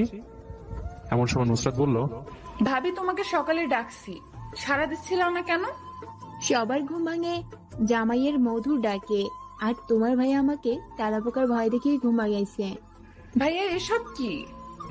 ওই তোরা এখন এক বালতি পানিতে চুবিয়ে একদম চুপচাপ খেয়ে নে। আব্বু আম্মুকে দেখালাম, দেখতেছি তারা হাসছে। এখন তোমরাও মজা নাও। এই দুই পেতনি আমার মাথা খাচ্ছে আর তোমরা মজা নাও। ওই আমরা পেতনি? কথার মাঝে হঠাৎ একটা মেসেজ আসলো, ওটা ওপেন করলাম। যা লেখা ছিল তা দেখে তো মাথা আরো খারাপ হয়ে গেল। তাতে লেখা ছিল কাজটা ভালো করলে না, আমার সাথে শত্রুতাই শুরু করে। এটা দেখে অবাক হয়ে গেলাম, তাড়াতাড়ি করে উঠে গাড়ি নিয়ে বের হয়ে গেলাম। পিছন থেকে ওরা সবাই অনেক ডেকেছে, কাউকে কিছু বলেনি। তাড়াতাড়ি করে থানায় চলে আসলাম আর নাম্বারটা দিলাম ট্রেস করার জন্য। কিছু জানতে পেরেছো? মানে? আসলে স্যার, ওকে দিয়ে যেই কাজ করাক না কেন, সে অনেক ডেঞ্জারাস। তুমি এত কিছু না বলে আসল কথা বলো। স্যার, ওই মোবাইলে যতগুলো কল আসছে সব ইন্টারনেটের নাম্বার। তার মানে যে কল করেছে সে বিদেশে থাকে, আর আমরা যাতে বুঝতে না পারি তাই ইন্টারনেট থেকে কল করেছে। জি স্যার, আমি ওইটা বলতে চাইছি। আচ্ছা বাদ দাও, আজ যে নাম্বার থেকে মেসেজ এসেছে ওইটার ব্যাপারে খোঁজ নাও। জি স্যার। স্যার, একটা কথা বলবো। বলো। স্যার, আপনার কি বড় কোনো শত্রু আছে? বুঝতে পারছি না। আপনার উপর দুইবার প্রাণ নেওয়ার আক্রমণ হয়েছে, তাই বললাম আর কি। স্যার, আপনার কাছে একটা অভিযোগ আছে। আমার উপর কি অভিযোগ? আপনি বিয়ে করে ফেলছেন, আমাদের দাওয়াত দিলেন না তো? ভাই, তোমরা তো জানো যে আমার বিয়ে হয়েছে, কিন্তু আমি নিজে জানতাম না যে আমার বিয়ে হবে। এটা এবার কেমন কথা? সে অনেক কাহিনী রে ভাই, পরে একদিন বোঝাবো। আপাতত নাম্বারটা খোঁজ নাও। এরপর প্রায় 2 ঘন্টা চলে গেছে, এর মাঝে বাসা থেকে মিম কয়েকবার কল করেছে। বিয়ে হতে না হতে আমার জীবনে তেনা তেনা বানানোর একদম কাজে লেগে পড়েছে। স্যার, আসবো? হ্যাঁ হ্যাঁ, আসো। কোনো খবর পেলে? আসলে স্যার, আপনাকে কিভাবে বলি। স্যার, আমি এসআই স্যারকে পাঠিয়ে দিচ্ছি, উনি হয়তো বুঝে বলতে পারবে। তারপর এসআই আসলো। কি এমন কথা যে উনি আমাকে বুঝিয়ে বলতে পারবেন না? স্যার, ওই নাম্বারটার ব্যাপারে যেটা থেকে মেসেজ আসছে। হ্যাঁ হ্যাঁ, বলো কি হয়েছে ওইটার? স্যার, ওই নাম্বারটা কোনো ভিত্তি নাই। হোয়াট?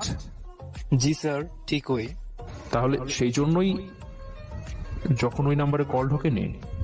জি স্যার, আমি সিম কোম্পানি থেকে খবর নিয়েছি, তাদের কাছে এই নাম্বারের কোনো সিম নাই। এটা কিভাবে সম্ভব? স্যার, এটা যেই হোক, যে অনেক তেরাজোড়া করে আপনার পেছনে লেগেছে। তা তো বুঝতেই পারছি। ওই লোকটার মোবাইল থেকে কোনো কিছু পেলাম না, আর এখন এই নাম্বারের। That's a good news. কোথায় মালিকের বাসা? আমাকে নিয়ে চলো। এরপর গাড়ি নিয়ে বেরিয়ে পড়লাম। পথে মিমি ফোন দিল। আসসালামু আলাইকুম। ওয়ালাইকুম আসসালাম। এখন আবার কেন ফোন দিয়েছো? পারবো না। না তা না, আজ দুপুরেও খেয়েছি, কোনো বাদ দেয়নি। এবার খুশি? অনেক। আমি বাঁচি না আমার টেনশনে, আর তুমি খুশি হচ্ছ?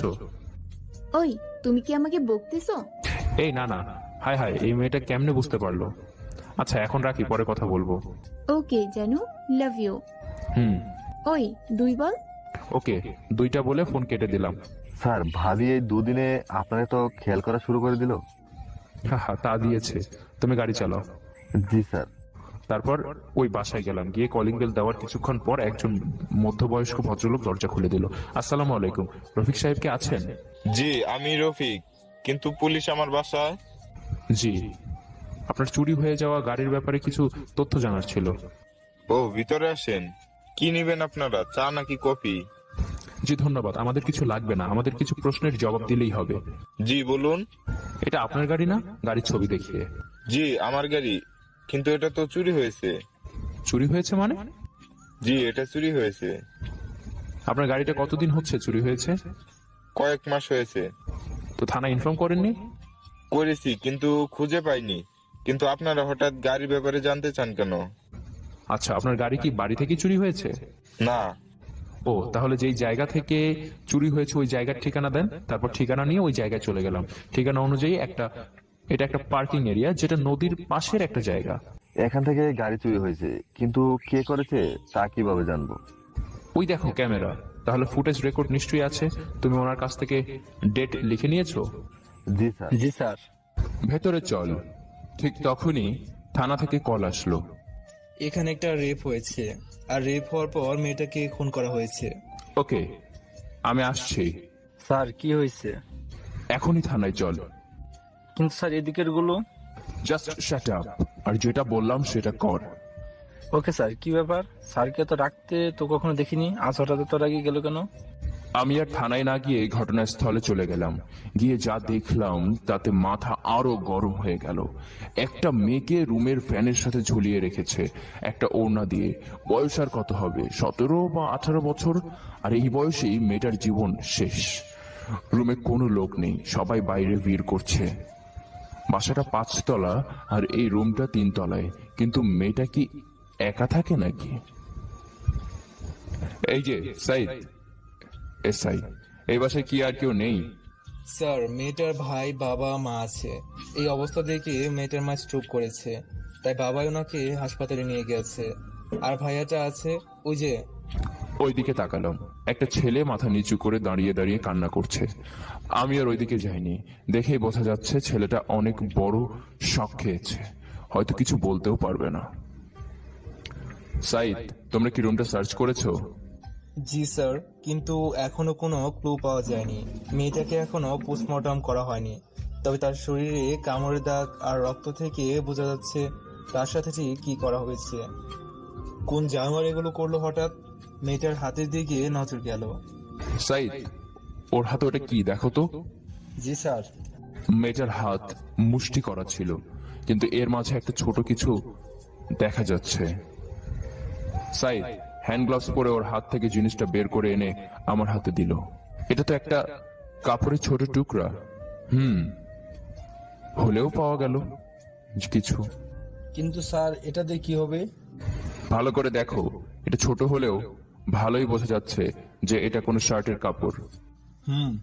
যে বা যারা এর সাথে এটা করেছে হয়তো ধস্তাধস্তির কোনো সময় মেয়েটার হাতে কাপড়টা চলে আসে একদম ছিঁড়ে। জি স্যার, হতে পারে। আচ্ছা, তুমি লাশটাকে পোস্টমর্টমে পাঠাও। জি স্যার। এরপর ওই বাসা থেকে বের হয়ে আসলাম, কিন্তু এখন কি করব? এই কাপড়ের মালিককে খুঁজবো কিভাবে? আর থানায় না গিয়ে বাসায় চলে আসলাম। মনটা অনেক খারাপ, তাই কোন দিকে না তাকিয়ে রুমে এসে ফ্রেশ হয়ে বসে আছি। এমন সময় মিম আসলো রুমে। শাকিল, কি হয়েছে? কিছু না। কিছু না মানে? আমি জানি তোমার মনে এখন ঝড় হচ্ছে। আমি অবাক হয়ে ওর দিকে তাকিয়ে আছি এটা দেখে। ওই অবাক হওয়ার কিছু নাই, তোমার হাবভাব দেখে যে কেউ বুঝতে পারবে কি হয়েছে বলো। তারপর ওকে সব বললাম। বুঝতে পারছি, কিন্তু কি জানো, পুলিশে এইসব সহ্য করতেই হয়। সকালে মার্ডারের তদন্ত করতে হয়, আর রাতে অর্ধেক ঘুমে চুরির মারের খবর কানে এসে তার জন্য বেরিয়ে যেতে হয়। তুমি তোমার মতো কাজ করে যাও, দেখবে সব সমাধান হয়ে যাবে। কিন্তু আমার ব্যাপারটা বুঝতে পারছি না, আমার পেছনে আবার কে লেগেছে? ওসব বাদ দাও, এখন নিচে চলো, খাবার খাবে। আর এসব নিয়ে থানায় বেবো, বাসায় না। কেন? কারণ বাসায় শুধু রোম্যান্স চলবে, অন্য কোনো কাজ না। আবার শুরু করে দিলে চোখ পাকিয়ে। আমাকে রাগ দেখানো অফ করো। আমার জামাইয়ের সাথে আমি যা ইচ্ছা করবো, তাতে তোমার কি? দেখা যাবে। এটা বলে দুজনে খেতে নিচে চলে আসলাম। ওখানে কিছুক্ষণ গল্প করলাম সবার সাথে। মনটা অনেক হালকা হলো। রুমে এসে শুয়ে পড়লাম। সারা দিনের ক্লান্তির কারণে তাড়াতাড়ি ঘুম চলে আসলো। সকাল সকাল কারো ডাকে ঘুম ভাঙলো। এই ওঠো। এত তাড়াতাড়ি কেন? নামাজ পড়বে, তাই উঠো বলছি। আরেকটু ঘুমাই। মাথা খারাপ করো না, এখন পানি ঢেলে দিব গায়ের উপর, তাড়াতাড়ি উঠো। আর কোনো উপায় না পেয়ে উঠে পড়লাম। অজু করে আব্বুর সাথে মসজিদে চলে গেলাম। আমি যে নামাজ পড়ি না তা না, মাঝে মাঝে সকালে শয়তান নাড়া দেয়, উঠতে পারি না। তবে এখন মনে হয় আর সমস্যা হবে না, কারণ শয়তানের রানী বাসায় চলে এসেছে। কিছু মনে করো না মিম। আব্বু আর আমি নামাজ পড়ে কিছুক্ষণ গল্প করে হাঁটলাম। তারপর বাসায় এসে ব্রেকফাস্ট করছি, এমন সময় ফোনে আবার মেসেজ আসলো। ওপেন করে দেখলাম ওই নাম্বারটা থেকে মেসেজ না। পরে তাড়াতাড়ি কল করলাম, কিন্তু নাম্বার বন্ধ। কে হতে পারে এটা? মেসেজ ওপেন না করে তাড়াতাড়ি কল করলাম, কিন্তু না, নাম্বার বন্ধ। কে হতে পারে এটা? আর এগুলো করার মানে কি? মেসেজটা ওপেন করলাম, লেখা ছিল আমার পেছনে ঘুরিয়ে তুই কিছু করতে পারবি না যদি না আমি নিজে তোকে তোর সামনে না আসি। হ্যাঁ, খুব শীঘ্রই আমি তোর সামনে আসব। এগুলো নিয়ে আপাতত ভাবার কোনো কারণ নেই, কারণ এমনিতেই এই নাম্বার দিয়ে কিছু করার যাচ্ছে না। যখন সামনে আসবে তখন দেখা যাবে। এসব ভাবছি এমন সময়। ওই কি ভাবছো এত? না, কিছু না। তোর কাজ কেমন চলছে? পুলিশের কাজ আর কেমন চলবে আব্বু? আচ্ছা তুই বৌমাকে নিয়ে একটু ঘুরে আয় না। আম্মু এখন কিভাবে যাব? অনেক দিন এমনিতেই ছুটি গেল, তার উপর এখন ছুটি নিলে। না আম্মু, আমার এখন ঘুরতে হবে না, আগে ওর কাজ। ঠিক আছে, তোরা যা ভালো বুঝিস। কেন ভাবি, যাবে না কেন? এমনি পরে যাওয়া যাবে। কিন্তু আমি বুঝলাম মিম একটু কষ্ট পেয়েছে, আমি মানা করে দেওয়াতে। কিন্তু এখন আমার আর কোনো অপশন নেই, আমাকে কাজ করতেই হবে, না হয়। ওই ভাইয়া, কি ভাবছিস? ঘুরতে তো নিয়ে যাবি না, তাহলে কিসের প্ল্যান করছিস? আম্মু, নুসরত কিন্তু বেশি পেকে গেছে। ভালো কথা বললেই দোষ। যা, আর কিছু বলবো না। বললে বাবা, আমার ননদটা রাগ করেছে, আমি তো আছি। এসব বলে মজা করছে, আর আব্বু আম্মু ওদের এগুলো দেখে হাসছে, আর মাথায় এগুলো কিছু ঢুকছে না। আমার মাথায় এখন আমার পেছনে লাগা শত্রুই চাইতো কালকের মেয়েটার হত্যাকারীকে ধরা। আরো বেশি পাক খাচ্ছে, থানায় চলে আসলাম। সাইদ, ওই মেয়েটার রিপোর্ট আসছে? জি স্যার, প্রথমে রেপ করেছে, তারপর হত্যা করেছে। ওর পরিবার এখন কোথায়? স্যার হাসপাতালে। তারপর হাসপাতালে চলে আসলাম। ডাক্তার, এখন কি আনিকা, মার্ডার হওয়া মেয়েটার নাম, এর বাবা মায়ের সাথে কথা বলতে পারবো? জি পারবেন, কিন্তু বেশি প্রেসার দিয়েন না। জি। তারপর কেবিনে গেলাম। দুইটা অসহায় বাবা মাও বসে আছে, যাদের মেয়ে কালকেই খুন হলো। হয়তো এটা তারা কোনোদিনই আশা করেনি। কাদার মতো অবস্থায়ও নাই, এরা হয়তো চোখের সব পানি শুকিয়ে গেছে। আল্লাহ কত বড় একটা পরীক্ষায় ফেললো, এদের কেমনে পারবে এরা মেয়েটার কথা ভুলতে? স্যার, আপনাদের কিছু কথা জিজ্ঞেস করার ছিল। কি জানতে চান আমাদের কাছ থেকে? পারবেন আমাদের মেয়েকে এনে দিতে? স্যার, সেটা কোনোভাবেই পারবো না, কিন্তু তার হত্যাকারীকে তো শাস্তি দিতে পারবো। তার জন্য আপনাদের সাহায্য লাগবে। কে কে দোষ করেছিল আমার মেয়ে? কেন তার সাথে আল্লাহ এরকম করলো? আমার ফুলের মতো নিষ্পাপ মেয়েটার জীবন কেড়ে নিল কেন? কেন? কি পাপ করেছিল যে আমার এত বড় শাস্তি দিল আল্লাহ? এগুলো বলতে বলতে মেয়েটার আবার কান্নায় ভেঙে পড়লো। কিন্তু মেয়েটা তো আর ফিরে আসবে না। এখন এর বাবাও তার মাকে সান্ত্বনা দেওয়ার অবস্থায় নাই।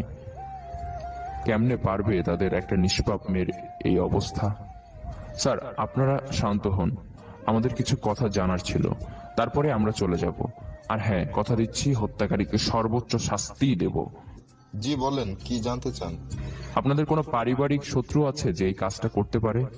না, আমাদের এমন কোনো শত্রু নাই। আপনাদের মেয়ে কি কোনো রকম সম্পর্কে ছিল, মানে কারোর সাথে প্রেম করতো?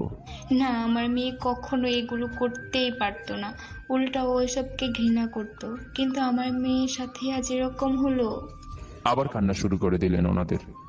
সান্ত্বনা দেওয়ার ভাষা আমার জানা নেই, তাই ওখানে আর না থেকে বের হয়ে আসলাম। স্যার, কি মনে হয় আপনার ওনাদের কোনো শত্রু নাই? মেয়েটা কোনো খারাপ মেয়েও না, তাহলে তার সাথে এমনটা কে করতে পারলো? এখন কিছুই বুঝতে পারছি না। তুমি এক কাজ করো, ওর ফ্রেন্ডদের থেকে খোঁজ নাও, হয়তো তারা কিছু জানতে পারে যা তার পরিবার জানে না। জি স্যার। এরপর আরো 2 দিন চলে গেল, কেসটার কোনো কুল কিনারা করতে পারলাম না। আর এই 2 দিনে আমার পেছনে যে লেগেছে তার থেকেও কোনো মেসেজ আসেনি। থানায় বসে আছি, এমন সময় সাইদ দৌড়ে এসে বলল, স্যার একটা খবর পাওয়া গেছে। কি খবর? ওই মেয়েটাকে একটা ছেলে ফলো করতো। মানে ছেলেটা ওকে মনে হয় লাইক করতো আর ওর পিছনে ঘুরঘুর করতো, কিন্তু মেয়েটা পাত্তা দিত না। কার কাছ থেকে পেয়েছো খবরটা? মেয়েটার এক বান্ধবী আছে থানায়। আমার কাছে পাঠিয়ে দাও। জি স্যার। জি আসুন। তারপর মেয়েটা এসে একটা চেয়ারে বসলো। এতক্ষণ মেয়েটার দিকে তাকাইনি, এবার তাকাতে আমি অনেক বড় একটা শক খেলাম, কারণ আমার সামনে সামিয়া বসে আছে। সামিয়াও হয়তো আমাকে এভাবে ভাবেনি। তুমি? শাকিল, তো তুমি? আমি। তো তুমি মারা যাওনি? না গো, এত তাড়াতাড়ি কিভাবে চলে যাই বলো? কিছু শত্রুকে তো শেষ করতে হবে। সামিয়া উঠে চলে যেতে চাইলে আমি আটকালাম। এত ভয় পেও না, আমি জানি তুমি আমাকে কেন মারতে চেয়েছো। তোমার জায়গায় যে কেউ এটাই চাইতো। তুমি জানো? জানি। এখন তুমি আপাতত তোমার বান্ধবী সম্পর্কে কি বলতে এসেছো তাই বলো। শাকিল, আমাকে মাফ করে দিও। আমি আসলেই তোমাকে ভালোবেসে ফেলেছিলাম, কিন্তু আমার ভিতরে প্রতিশোধ নেওয়ার ভাবনাটার জন্য তোমাকে ওই দিন আমি। এটা বলে আমাকে জড়িয়ে ধরতে যাবে এমন সময় পিছন থেকে কেউ ওর হাত ধরে টেনে ধরলো। সামিয়া তো পুরাই অবাক। আমিও পিছনে তাকালাম, দেখি সুলতানা সামিয়ার হাত ধরে দাঁড়িয়ে আছে। কি গো, তোমরা তো দেখি জমিয়ে প্রেম করছো। সুলতানা, তা নয়, দেখো আমি এখনো বাসা থেকে উঠিনি। সেজন্যই তো এখনো তোমার কিছু হয়নি, না হয় তোমাকে। কে আপনি? আর আমাদের মাঝে কথা বলার অধিকার কে দিল আপনাকে? আমার তো 100 ভাগ অধিকার আছে, কিন্তু তুই কোন অধিকার নিয়ে ওকে জড়িয়ে ধরতে চাইলি? আমি ওকে ভালোবাসি আর ও আমাকে ভালোবাসে, তাই। আর আপনি আমার হাত ধরে রাখার কে? সুলতান আমার বউ। কি, তুমি বিয়ে করে ফেলেছো? তাতে তোমার জ্বলছে কেন? সামিয়া, সুলতানা, তোমরা বসো, এটা থানা, কোনো বাসা নয়। ও, তাহলে এটাই সেই সামিয়া যে তোমাকে মারতে চাইছিল। তোমরা কি বসে কথা বলবে? রেগে গিয়ে এবার দুইজনই বসলো। সামিয়া, তুমি আমাকে মারার পর যখন অসুস্থ হয়ে যাই, তখন তোমাদের বরিশালের পুরাতন বাড়িতে গিয়েছিলাম। তুমি আমাদের বাড়ির কথা কেমনে জানো? জানি কোনোভাবে, আর আমি অনেক খোঁজার পর তোমাদের কেয়ারটেকারকে পাই, আর তার থেকেই আমি তোমাকে মারার কারণ খুঁজে পাই। আমি যখন আমেরিকায় ছিলাম তখন তোমরাও সেখানে ছিলে, জানি। আর একদিন আমার গাড়ির সাথে ধাক্কা খেয়ে 2জন লোক মারা যায়। আমি যদি ভুল না হই তাহলে এরা তোমার বাবা মা ছিলেন। কিন্তু তুমি কি জানো ওই গাড়িতে আমি ছিলাম না? মানে? ওখানে আমি ড্রাইভার ছিলাম না, আমি তখন বাসায় ছিলাম। তার মানে আমার পরিবার হারানোর জন্য তুমি দায়ী নও? না, আর আমি সব জানতে পারি, তাই আর এই বিষয়টা নিয়ে তেমন কোনো ঘাটাইনি। আর তোমার জায়গা থেকে তুমি ঠিক ছিলে, তোমার সব শেষ হয়ে গেছে। কিন্তু আমি তো তোমাকে মেরে ফেলতে চাইছিলাম যদি সত্যি তোমার কিছু হয়ে যেত। কিছু তো হয় নাই। সুলতানার দিকে তাকালাম, দেখি ও অবাক হয়ে আমাদের কথা শুনছে। ওই মুখে মশা যাবে, এখন তো জানলে। সরি বোন, আমি আসলে বুঝতে পারিনি। না না, ঠিক আছে, কেউ তার স্বামীর ভাগ কাউকে দিতে পারবে না। সামিয়া, তুমি আনিকার ব্যাপারে কি বলতে এসেছো? আসলে ওকে আমি চিনি প্রায় 5 বছর ধরে। আমি নুসরাত ভার্সিটিতে আসার আগে আনিকাদের ওখানে পড়তাম, তাই পরিচয়। আর আমরা ফ্রেন্ড ছিলাম। আর তখন থেকেই ওকে একটা ছেলে লাইক করতো, কয়েকবার প্রপোজও করছে, কিন্তু আনিকা পাত্তা দেয়নি। আর এখনো ওই ছেলেটা আনিকার পিছনে ঘুরতো, আমি যতটুকু জানি। ছেলেটার বাসা কোথায়? আনিকাদের পাশেই হবে হয়তো। ও, নাম কি? আবু বক্কর সিদ্দিক। আচ্ছা, আমি এখনই যাব। আর সামিয়া, তুমি কোথায় যাবে? সামিয়া, আমাদের বাসায় চলো, কয়েকদিন ঘুরবে। না, আমি আজকেই আবার আমেরিকা চলে যাব। আর ওখানে আমি আমার ভাইয়া ভাবির সাথে থাকি। ও আচ্ছা, বেড়াতে এসো। এই যে মহারানী, আপনার হঠাৎ আগমনের কারণ কি? মিষ্টি খেতে আসলাম। মিষ্টি তো বাসাতে আছে, এখানে মিষ্টি কোথায় পাবো? যা, তুমি কিচ্ছু বোঝো না। আচ্ছা, লাগবে না কিছু, এমনিতে আসলাম, বাসায় বোর লাগছে তাই। ওহো তাই, শয়তানি হাসি দিয়ে। আচ্ছা চলো, যাওয়ার সময় বাসায় নামিয়ে দিব। তারপর সুলতানাকে সহ নিয়ে গাড়ি নিয়ে বের হলাম। পেছনে আর একটা পুলিশের গাড়ি, ওকে বাসায় নামিয়ে দিয়ে আবার ঘটনাস্থলে গেলাম। আজকে আবার পুলিশ আসতে দেখে সবাই উৎসুক হয়ে ভিড় করা শুরু করলো। আশেপাশের মানুষদের থেকে খবর নিয়ে বক্করের বাসাটা খুঁজে বের করলাম, আর ওখানে গিয়ে কলিং বেল বাজালাম। একটা লোক এসে দরজা খুলে দিল। আমাদের দেখে একটু মনে হয় ভয়ও পেল। স্যার, এটা বক্করের বাসা তাই না? জি, আমি ওর বাবা। কি জন্য দরকার ওকে? আনিকার হত্যার ব্যাপারে ওর থেকে কিছু জিজ্ঞাসাবাদ করার ছিল। জি, আসুন। তারপর আমি আর সাইদ লোকটার সাথে ভেতরে গেলাম, আর বক্করের রুমে নিয়ে গেল। রুমটা একটু অগোছালো। আমরা যেতেই বক্কর শোয়া থেকে উঠলো, আর ওকে দেখে বোঝাই যাচ্ছে অনেক ডিপ্রেশনে ভেতর দিয়ে যাচ্ছে। এটা কি ভালোবাসার মানুষ হারানোর নাকি অন্য কিছুর? বক্কর, আমাদের তোমার কাছ থেকে কিছু জানার ছিল। জি বলুন। স্যার, আপনি একটু বাইরে যাবেন বক্করের বাবাকে। বক্কর, তো বক্কর, তোমার এই অবস্থা কেন? এমনি, কি জানতে চান বলুন। তোমার আর আনিকের মধ্যে কি হয়েছিল? কি হবে, কিছু হয়নি। তাহলে তুমি ওকে মারলে কেন? কি বলছেন এসব? আমি ওকে কেন মারবো? কিন্তু আমরা তো জানি তুমি ওকে মেরেছো। সব মিথ্যা, আমি ওকে মারিনি, আর মারতে পারি না, কেন আমি ওকে ভালোবাসি। হয়তো তোমার ভালোবাসা মেনে না নেওয়ার জন্য মেরেছো। স্যার, এক কথা কয়বার বলবো? আমি ওকে মারিনি। আর আমাকে মেনে না নেওয়ায় যদি মারতে হতো তাহলে ওর পিছনে এত বছর করতাম না। ও আচ্ছা, সাইদ। জি স্যার। ওর রুমটা সার্চ করো। তারপর ওরা ওর রুমটা সার্চ করতে লেগে গেল। আমি আশেপাশে দেখেছি। ও আপনাদের তো বক্কর নামের ছেলেটার সম্পর্কে কিছু বলা হলো না। দেখে ভালোই মনে হয় লম্বা, স্বাস্থ্যবান। তবে এখন কেমন জানি উদ্বিগ্ন দেখাচ্ছে। এটা কি ভালোবাসার মানুষ হারানোর জন্য নাকি অন্য কোনো কারণে তা জানি না। আর পরিবার বলতে মা, বাবা আর এক বড় ভাই যে এখন দেশের বাইরে, এর মাঝে সাইদ আসলো। স্যার তেমন কোনো ক্লু পেলাম না। ভালো করে দেখেছো? হ্যাঁ স্যার। আমি আবার আশেপাশে দেখছি, বক্কর ছেলেটা দেখে একইভাবে বসে আছে। হঠাৎ বেলকনির দিকে একটা জিনিসের উপর আমার চোখ আটকে গেল আর মুখের কোণায় হাসি ফুটে উঠল। সাইদ, ওই যে বেলকনির দিকে দেখা যাচ্ছে ময়লার ঝুড়িতে, ওইটা একটু নিয়ে আসো। তারপর সাইদ গিয়ে ওইটা নিয়ে আসলো। স্যার এটা একটা শার্ট। চিনতে পারছো এটা? হ্যাঁ স্যার, মনে পড়েছে। ওই যে। হ্যাঁ, কাপড়ের টুকরাটা বের করো আর মিলাই দেখো, আর দেখো শার্টের কোথাও ছেঁড়া আছে কিনা। স্যার একদম সেম মাপের। ছিঁড়া দেখেন। তো বক্কর বাবু, এবার কি বলবেন? মানে কি বলার আছে? আর এসব কি শার্ট দিয়ে কি হবে? এখনো অভিনয় করে যাচ্ছ? কিসের অভিনয়? একটা শার্ট দিয়ে কি প্রমাণ করতে চান? এটা সেই শার্ট যেটা টুকরা আমরা আনিকার হাতে পেয়েছি। তার মানে এটা তো খুনেরই শার্ট, তাই না? হ্যাঁ বুঝলাম তো। তো কি এটা তো তোমার শার্ট? না স্যার, এটা আমার শার্ট না। তোমার না মানে? হ্যাঁ, এটা আমার ফ্রেন্ডের। আনিকার খুন হওয়ার দিন ও আমার এখানে এসেছিল আর বললো যে ওর শার্টটা কোথাও লেগে ছিঁড়ে গেছে, তাই আমার থেকে একটা পরে চলে গেছে। তার মানে সেই। এটা যে তোমার না তার প্রমাণ কি? আমার বাবা মাকে জিজ্ঞেস করুন। তারপর ওর বাবা মাকে জিজ্ঞেস করলাম, তারাও একই কথা বলছে যে এটা তাদের ছেলের শার্ট না। তোমার ফ্রেন্ড এখানে কয়টার সময় এসেছে? এই দিন দুপুরের একটু আগে। আর পোস্টমর্টেম অনুযায়ী আনিকার খুন ও দুপুরের আগে হয়েছে। তার মানে তোমার ফ্রেন্ডের সাথে জড়িত আছে। তাহলে ওর ডিটেলস বলো। স্যার ও তো মনে হয় বাসায় নাই, কোথাও গেছে। আচ্ছা, এক কাজ করো, তুমি ওকে ফোন করো আর বলবে যে দেখা করতে চাও। যে কোনো কিছু একটা বানিয়ে বলে দাও, আর আমাদের কথা বলবে না। আর ফোন লাউড স্পিকারে দাও। তারপর ও ফোন করলো, কয়েকবার রিং হওয়ার পর কল ধরলো। রিফাত, কোথায় তুই? কেন? আর তুই আমাকে এখন কল কেন দিলি? আসলে বাসায় আর ভালো লাগছে না, চল কোথাও ঘুরে আসি। ওহ, এটা তো ভালো কথা। কোথায় যাবি? আয়, এই জায়গায় আয়, ওখানে ঠিক করব। আচ্ছা। তারপর কল কেটে দিল। স্যার এত সহজে রাজি হয়ে গেল কেন? আর ওর ফোনও অফ করেনি? আরে ও এমনিতেই গা ঢাকা দিত, তার থেকে ঘুরতে যাওয়ার বাহানা তো ভালোই, আর কেউ ওকে সন্দেহ করবে না, তাই ফোন অফ করেনি। স্যার প্লিজ ওকে সর্বোচ্চ শাস্তিটা দিবেন। ও যে এরকম একটা কাজ করবে তা কখনো ভাবিনি, তাও যাকে আমি ভালোবাসি তার সাথে। চিন্তা করো না।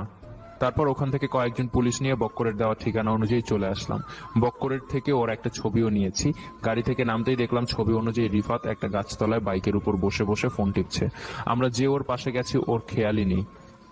তো রিফাত, ঘুরতে যাবি? চল। আমার কথা সামনে তাকিয়ে পুলিশ দেখেও ভয় পেয়ে গেল। খুব ঘুরতে মানে? আরে তোর শ্বশুর বাড়িতে যাব, চল। কি বলছেন এসব? আর আমি কেন, কোথায় যাব? তোকে তো যেতেই হবে, এটা বলে হ্যান্ডকাপ পরিয়ে দিলাম। এ কি, হ্যান্ডকাপ পরলেন কেন? আর আমি কোথাও যাব না। চুপ। দেখ, ভালো করছিস না তুই। জানিস না আমি কে আর কি করতে পারি? আমার ব্যাকগ্রাউন্ড কি? ছাড় বলছি, না হয় ভালো হবে না। তুই যেই হ, তোকে তো শাস্তি দিবই, আর তোর ব্যাকগ্রাউন্ড পরে দেখে নেব। ভালো করছিস না। চুপ। আর একটা কথা বললে এখানেই শুট করে রেখে দেব।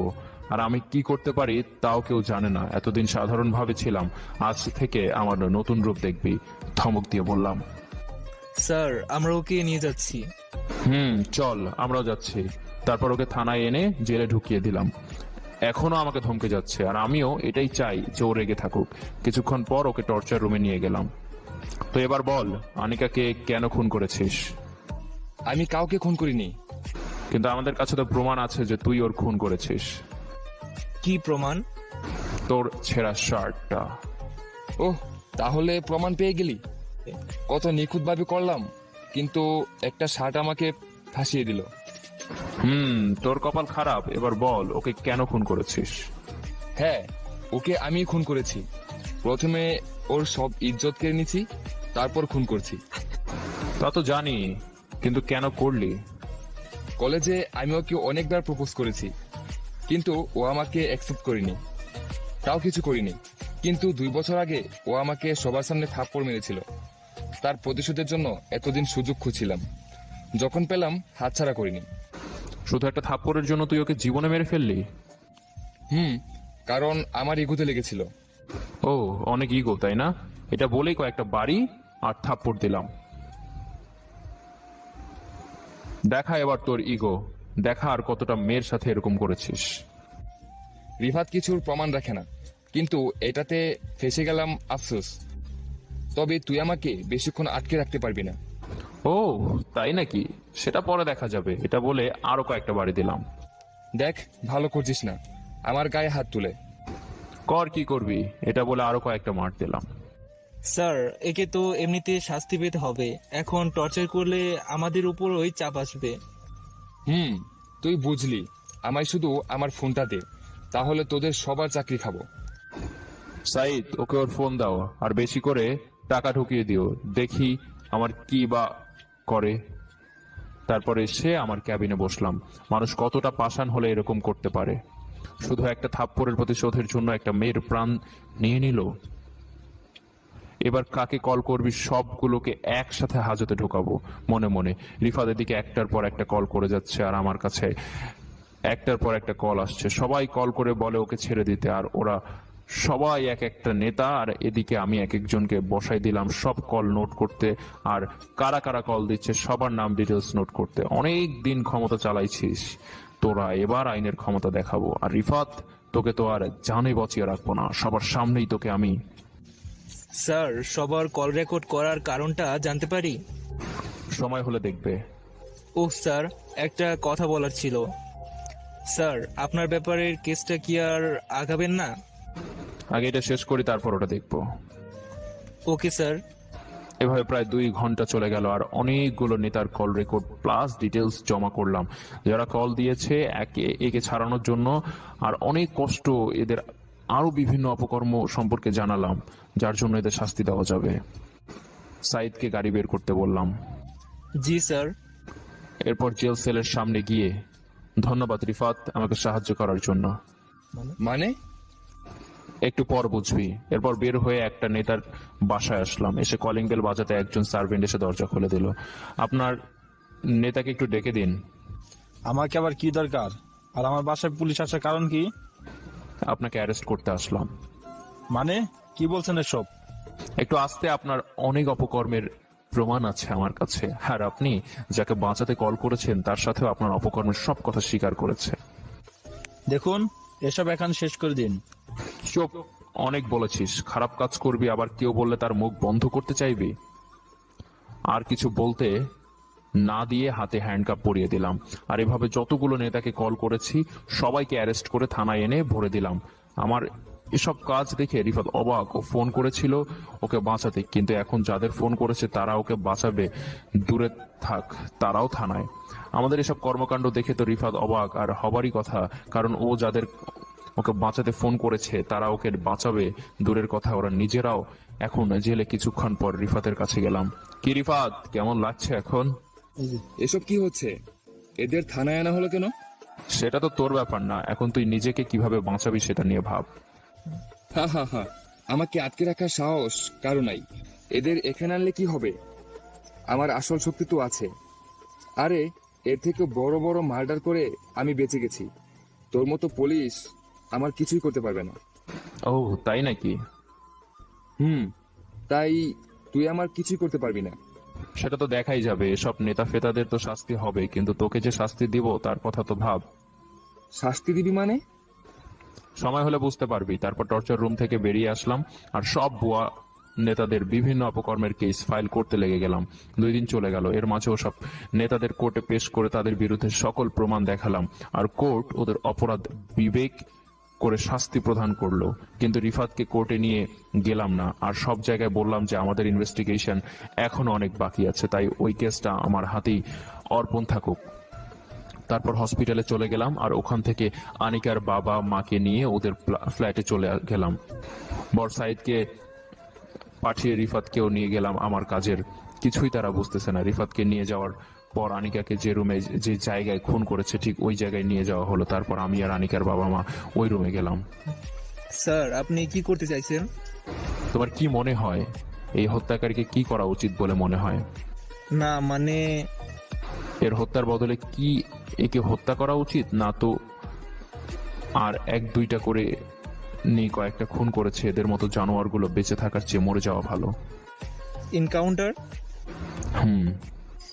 কিন্তু স্যার ওই যে বাবা মাগুলোর দিকে তাকিয়ে দেখো, আনিকার বাবা মাকে দেখিয়ে ওরা ওদের মেয়েকে কত যত্নে বড় করেছে, কত আশা ছিল, কিন্তু এই কুত্তাটা ওদের আশাটা ভরসাটা শেষ করে দিয়েছে। এখন একে কোর্টে নিয়ে গেলে বেশি হলে 10 থেকে 12 বছরের সাজা দিবে, কিন্তু ওনারা কি ওনাদের কলিজাকে খুঁজে পাবেন? শুধু এরা না, যাদের কেবল হত্যা করেছে তারা কেউ কি ফিরে আসবে? কিন্তু স্যার হত্যার কারণটা কি বলবেন? সেসব আমি দেখে নিব, এখন ওই রুমে চলো। তারপর সাইদ, আমি আর আনিকার বাবা মা আনিকাকে যে রুমে হত্যা করা হয়েছে ওখানে গেলাম। এসব কি হচ্ছে? আমাকে এখানে কেন নিয়ে আসা হলো? তোকে এখানে এনেছি যাতে করে তোকে দেওয়া শাস্তি দেখে এরপর থেকে প্রত্যেকটা ধর্ষক কোনো বাবা মায়ের বুক খালি করার আগে 1000 বার ভাবে। আমাকে দেওয়া শাস্তি মানে? আর আমাকে এখানে কিসের শাস্তি? তোকেও আনিকার কাছে পাঠাবো, তাই তোকে ঠিক একই জায়গায় নিয়ে আসলাম। মা মানে? তোতলাচ্ছিস কেন? যখন ওদের হত্যা করেছিলে তখন এত ভয় লাগতো নি? দেখ, ভালো হবে না। আঙ্কেল আন্টি, আপনারা নিশ্চয়ই এতক্ষণে বুঝেছেন আপনাদের এখানে নিয়ে আসার কারণ। ওই বুড়া, চুপ কর। আমি শুধু একবার ছাড়া পাই, তারপর তোদের প্রত্যেককে দেখে। ঠিক সেই সময় 2টা গুলির আওয়াজ আসলো ওই ফ্ল্যাট থেকে, আর তখন সবাই দেখলো যে আমার পিস্তল ওর দিকে তাক করা আর রিফাতের বুকে 2টা গুলির নিশানা। সবাই একে অপরের দিকে তাকাচ্ছে, আর আমি সাইলেন্সার না লাগানোর গুলির আওয়াজ আশেপাশের সব জায়গায় পৌঁছে গেছে। যা, তোকে এবার একেবারের মতো ছেড়ে দিলাম, এবার আমাদের ভালো করে দেখে নিস। বাবা, তুমি একদম ভালো করেছো। এখন আমার নিষ্পাপ মেয়ের আত্মাটা একটু শান্তি পাবে। আপনারা কি এই বাসাতেই থাকবেন নাকি অন্য কোথাও শিফট করবেন? না, এখানে আমরা আমাদের মেয়ের শূন্যতা সহ্য করতে পারবো না। আমরা আমাদের গ্রামের বাড়িতে চলে যাব। স্যার লাস্টটাকে কি করব? অ্যাম্বুলেন্স এনে নিয়ে যাও। এর মাঝেই বাসাটার আশেপাশে অনেক মানুষ জড়ো হয়ে গেছে, আর চারিদিকে খবর হয়ে গেছে যে এই বাসায় একটা খুন হয়েছে, তাও আবার পুলিশের হাতে। আমি নিচে নামতেই প্রেসের লোকেরা ঝাঁপিয়ে পড়েছে। এদের কাজ দেখলেই অবাক লাগে, তাও কিছু কথা বলার জন্য মুখ খুললাম। স্যার, এই বাসায় একজন খুন হয়েছে, তাও পুলিশের হাতে, এটা কি সত্যি? আপনারা তো সেই খবর শুনেই এখানে এসেছেন। স্যার, এভাবে যদি পুলিশের হাতে জনগণ মারা যায় তাহলে তাদের নিরাপত্তার কি হবে? আমি ওনার দিকে ভালো করে তাকালাম। মধ্যবয়স্ক একজন লোক। আপনার কোনো মেয়ে আছে? আছে। কতটুকু বড় হয়েছে? Inter secondary. কিন্তু কেন জিজ্ঞেস করছেন? কাল সকালে উঠে যদি শোনেন যে আপনার মেয়েকে কেউ ধর্ষণ করে খুন করেছে, তাহলে আপনার সেই ধর্ষককে কি করতে ইচ্ছা করবে? লোকটা চুপ। আমি এখানে কোনো জনগণকে খুন করিনি, একজন খুনিকে তার উপযুক্ত শাস্তি দিয়েছি, যাতে এরপরের কেউ এরকম কাজ করতে চাইলে আজকের দিনটার কথা ভাবে। ওদের আর কোনো কথার উত্তর না দিয়ে গাড়ির দিকে চলে আসলাম। গাড়ির ঠিক সামনেই দেখি বক্কর দাঁড়িয়ে আছে। বক্কর, আমাকে মাফ করে দিও তোমার বন্ধুর। না স্যার, আপনি ঠিক কাজ করেছেন। রিফাত ওর কাজে শাস্তি পেয়েছে। এরপর গাড়িতে উঠতে যাবো, এমন সময় ফোনে আবার মেসেজ আসলো। নাম্বারটা দেখলাম। ওই নাম্বারটা কি ব্যাপার? এতদিন ওর এই নাম্বার থেকে আবার কি বলতে চাচ্ছে? এবার এই খেলাটা শেষ করতে হবে। যেভাবেই হোক মেসেজটা খুলে তো আমি অবাক, কারণ এর আগে কখনো এরকম কিছু লেখা ছিল না। ওখানে লেখা ছিল, ওই জায়গা থেকে গাড়িতে উঠতে যাব, এমন সময় ফোনে আর একটা মেসেজ আসলো। খুলে দেখি ওই নাম্বার থেকেই আসা মেসেজ। একটু অবাক হলাম, এতদিন পর আবার মেসেজ আসলো কেন? খুলে তো আরো অবাক, কারণ এর আগে কখনো এরকম মেসেজ আসেনি। ওখানে লেখা ছিল, তুই আমার সাথে আরেকটা শত্রুতার বীজ বুনলি। তোর ভাগ্য খারাপ, এতদিন কিছু না বলে চুপ করেছিলাম, কিন্তু এখন আর থাকবো না। আমার সাথে লড়াই করার জন্য রেডি হও। এই মেসেজের আগা মাথা কিছু বুঝলাম না, আর আমি আবার ওর সাথে কি নতুন শত্রুতার বীজ বললাম কিছুই তো বুঝলাম না। এই খেলাটা এবার যেভাবেই হোক শেষ করতেই হবে, কিন্তু এটার কোনো সূত্র খুঁজে পাচ্ছি না যেটা ধরে আগাবো। আর কিছু না বলে থানায় চলে গেলাম। থানায় যাওয়ার সাথে সাথে উপর মহল থেকে ফোন চলে আসলো। Hello sir. হ্যালো, এইসব কি শুনছি? আপনি ইনভেস্টিগেশনের নামে ওই লোকটাকে হত্যা করলেন কেন? স্যার, এটাকে আপনারা হত্যা না বলে বিচার বললে মনে হয় বেটার হয়। আপনার চিন্তাটা বুঝতে পেরেছি, কিন্তু উপরমহল আর জনগণকে কি আপনি সামলাতে পারবেন? এমনকি আপনার চাকরিটাও চলে যেতে পারে। না স্যার, এটা আপনিই সামলান। আর আমি কোনো খারাপ কাজ করিনি যে তারা আন্দোলন করবে। ঠিক আছে, আমি দেখছি কি করা যায়। জি স্যার, ধন্যবাদ। আপাতত একটা ঝামেলা শেষ হলো। আমি বুঝি না এদের মানসিকতা, যখন মেয়েটা খুন হয় তখন সবাই চুপ, আর যখন মেয়েটার খুনি হত্যা হলো তখন এদের সবার মানবতা এসে একসাথে সবার মনে ভর করে। কনস্টেবল। জি স্যার। ওই দিনের ঠিকানাটা নাও আর গাড়ি বের করো। জি স্যার। তারপর গাড়ি নিয়ে ওই জায়গায় গেলাম যেখান থেকে চুরি হওয়া গাড়ি দিয়ে আমার সাথে অ্যাক্সিডেন্ট করাইতে চেয়েছিল। ওখানে যাওয়ার পর সিসিটিভি ফুটেজ চেক করতে গেলাম, দিন এবং সময় দিয়ে ওই দিনের ফুটেজ দেখতে লাগলাম। কিন্তু এটা তো সেই লোকটাই যে আমাকে মারতে চেয়ে কপালে গুলি লেগে মারা যায়, আর এই লোকটাই গাড়িটা চুরি করেছিল। আর কেউ নাই সাথে। স্যার, এই লোকটা আর বেঁচে নাই, তাহলে এখন কি করবেন? জানি না, দেখি কতটুকু যেতে পারি। তারপর বাসায় চলে গেলাম। বাসায় গিয়ে ফ্রেশ হয়ে রুমে শুয়ে আছি। কেউ বিরক্ত করতে আসছে না, হয়তো তারাও আজকের ঘটনাটা জেনে গেছে, তাই একা থাকতে দিচ্ছে। শাকিল, চলো খাবার খাবে। ভালো লাগছে না, খেতে ইচ্ছা করছে না। বেশি কথা বলবে না, তুমি বসো, আমি রুমে নিয়ে আসছি। তারপর আর কিছু বলতে না দিয়ে রুম থেকে চলে গেল। আর কিছুক্ষণ পর রুমে আসলো, হাতে একটা প্লেটে খাবার। নাও, খেয়ে নাও।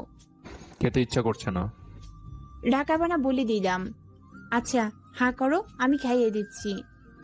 কি বলে এসব রাগা? এখনই আসলাম বাসায়, তাও একটা এনকাউন্টার করে, আর বাসায় এসে বলতেছে যে রাগাবো না আমাকে। চোখ রাঙিয়ে দেখাই, হায় রে কপাল। আর কিছু না বলে খাওয়া শুরু করলাম। আমি খাচ্ছি না, সুলতানা খাওয়ায় দিচ্ছে। এই প্রথম আম্মু বাদে কেউ আমাকে খাওয়াই দিচ্ছে। খাওয়া শেষ। আজকে খাবারটা একটু আলাদা রকম হয়েছে মনে হয়। আম্মু রান্না করেনি, অন্য কেউ করেছে। ঠিক ধরেছো। কে করেছে বলতে পারবে? আমি কেমনে বলবো, হয়তো কাজের বুয়া করেছে। না, আমি করেছি। কি, তুমি রান্না করতে পারো? কেন, ভালো হয়নি? না, রান্না ঠিক আছে, কিন্তু তোমাকে তো কখনো আগে রান্নাঘরের আশেপাশে দেখিনি, তাই জানতাম না যে তুমি রান্নাও করতে পারো। পারি, আম্মুর থেকে। Excuse me. দরজার দিকে তাকিয়ে দেখলাম নুসরাত। আপনাদের রোমান্টিক আলাপ আলোচনা শেষ হলে আমি কি আসতে পারি? না, আমাদের রুমে কোনো পেট নিয়ে এলাও হবে না। ওরে বাবা, আমাদের রুম হয়ে গেল। না না, মানে এই রুমে আর কি। ভাইয়া, তুই কিন্তু ভাবিকে ভালোবেসে ফেলেছিস। ও সত্যি নাকি? আমি তো জানি না। কিন্তু তুই কেমনে জানোস? এই যে আগের মতো আর চোখ লাল করে কথা বলিস না, ভাবিকে ভয় পাস না, এসব দেখেই তো বোঝা যায়। কে বলেছে আমি ভয় পাচ্ছি? দেখেই বোঝা যায়। তোকে তো আমি টু হাতের বুড়া আঙুল দেখিয়ে ধরতেও পারবি না। তাই নাকি? দাঁড়া। এই না ভাবি, তোমার জামাইকে যেমন আছে তেমন বসে থাকতে বলো। কেন এখন ভয় পাচ্ছিস কেন? কে ভয় পায়? এই যে আমার ভাবি আছে, দেখি এবার ছুঁয়ে দেখ আমাকে। তোর ভাবি আমাকে কি করবে? ওই আমার কিউট ননদকে কিছু করবে না। দুজনকে এখন ছাদ থেকে ছুঁড়ে ফেলে দেবো। আসো দেখি। না থাক, তুই পেতনি, আমাকে ধরলে আর বাঁচতে পারবো না। কি, আমরা পেতনি? না তো, তোমরা তো শাকচুন্নি। ভাবি, ওকে ধরো তো, আজ দুইজন মিলে ইচ্ছা মতো পিটাবো। এভাবে হাসি গল্প করতে লাগলাম। আসলে পরিবার জিনিসটা একদমই অন্যরকম। এত মন খারাপ ছিল তা এক নিমিষেই চলে গেল। আর সত্যি বলতে সুলতানার প্রতি আমি কেমন যেন দুর্বল হয়ে যাচ্ছি। ওর ছোট ছোট শাসনগুলো, ওর সব রকম কাজই এখন আমার কেমন যেন অনুভূতির জন্ম দেয়। আসলে ওকে ভালোবেসে ফেলেছি, কিন্তু এত তাড়াতাড়ি ওকে আপন করে ফেলতে পারবো কখনো ভাবিনি। যাই হোক, ওদের সাথে দুষ্টুমি করতে করতে ঘুমিয়ে পড়লাম। ক্লান্ত থাকায় তাড়াতাড়ি ঘুমো চলে আসলো। সকালে উঠে দেখলাম সুলতানা আমার আগেই উঠে গেছে। উঠে ফ্রেশ হয়ে রেডি হয়ে নিচ্ছি, ঠিক সিঁড়ি বেয়ে নামবো এমন সময় পেছন থেকে কেউ আমার হাত ধরে টান দিল। এত তাড়াতাড়ি হলো যে কিছু বুঝে উঠতেও পারলাম না। পিছনে পড়া থেকে উঠে দেখি সুলতানাও হাঁপাচ্ছে। তার মানে সুলতানাই আমাকে টেনে ধরেছিল, আর মনে হয় ও দৌড়ে এসেছিল তাই হাঁপাচ্ছে। কি হলো, তুমি এভাবে টেনে ধরেছিলে কেন? তোমার সামনে সিঁড়িতে দেখো। আমি আমার সামনে সিঁড়িতে দেখি সিঁড়িতে তেল লেপটে আছে, আর যদি আমি এটার উপর পা দিতাম তাহলে কনফার্ম পরে একেবারে নিচে চলে যেতাম, আর কি হতো আল্লাহই জানে। কিন্তু এটা আবার কে করলো? সিঁড়িতে তেল পড়ে আছে কেন? সিঁড়িতে তেল কে ফেলেছে? আমি বুঝতেছি না। একটু আগে আমি আসার সময় এগুলো ছিল না, এই কয়েক মিনিটের মধ্যেই হয়তো পড়েছে, কিন্তু কে ফেলেছে? আর আমি তখন দূর থেকে চকচক করতে দেখি, আর তুমি না দেখে পা ফেলতে যাচ্ছিলে, তাই দৌড়ে আসি। আচ্ছা বাদ দাও, কাজের লোক থেকে পড়েছে, এগুলো পরিষ্কার করতে বলছি। চলো ব্রেকফাস্ট করবে। তারপর ব্রেকফাস্ট করে থানায় চলে গেলাম, কিন্তু কোনো কাজেই মন দিতে পারছি না। সকালের সেই ঘটনাটা এখনো ভাবাচ্ছে। যদিও সবার চোখে এটা সামান্য, কিন্তু আমার মনে হচ্ছে এটার পিছনে অন্য কোনো কারণ রয়েছে। কারণ সুলতানা নিজেই বলছে একটু আগেও এগুলো ছিল না, আর এত তাড়াতাড়ি এগুলো কিভাবে আসলো। আসার সময় সুলতানাকে কাউকে এটা না বলতে বলে আসলাম, শুধু ঝামেলা আর টেনশন করবে। ওরা ডিউটি শেষে বাসায় আসছি। পুরো দিনটা কালকের এনকাউন্টারের জবাবদিহিতা আর বিভিন্ন কাজের মাধ্যমে শেষ হয়ে গেল। যতটা ঝামেলা হবে ভেবেছিলাম এই এনকাউন্টার নিয়ে, ততটা হলো না। গাড়ি চালাচ্ছি, আজ ড্রাইভারও নেই, নিজে নিজে চালাচ্ছি। হঠাৎ করে মনে হলো গাড়ি ব্রেক হচ্ছে না, এটা আবার কি হলো ভাবলাম। হঠাৎ করে চেক করে দেখলাম না গাড়ি ব্রেক ফেল হয়েছে কিনা। এখন কি হবে, এটা থামাবো কিভাবে? এর মাঝেই হঠাৎ সামনের দিকে চোখ যেতেই দেখলাম যে সামনের দিক থেকে দুইটা উজ্জ্বল হেডলাইট দেখা যাচ্ছে। দেখে বোঝা যাচ্ছে এটা কোনো বড় গাড়ি হবে, কিন্তু এখন কি করব? গাড়িও থামছে না, উল্টা স্পিড বেড়েই যাচ্ছে। আর সামনে গাড়ির সিট, কি করব এখন? শুধু কেন এই রাস্তা দিয়ে আসতে গেলাম? এটা এমন রাস্তা যে ওই গাড়িটাকে সাইড দিয়েও যেতে পারবো না। গাড়িটা আরো অনেক কাছে চলে আসলো। আমি সামনে ব্রেক করার আর স্পিড কমানোর চেষ্টা করে যাচ্ছি, কিন্তু কিচ্ছু হচ্ছে না। এবার গাড়িটা একদম পাশেই চলে আসছে, আর কিছু না ভেবেই রাস্তার পাশে গিয়ে গাড়ি নামিয়ে দিলাম। আর ওই গাড়িটা আমার পাশ দিয়েই চলে গেছে। রাস্তার পাশে নামিয়ে দেওয়া গাড়ি গিয়ে একটা গাছের সাথে ধাক্কা খেয়ে সিট বেল্ট আর আমি আগে থেকেই প্রস্তুত থাকায় তেমন কোনো আঘাত পাইনি। কিন্তু আশ্চর্যের ব্যাপার হচ্ছে ওই বড় গাড়ি থেকে কেউ নামলো না।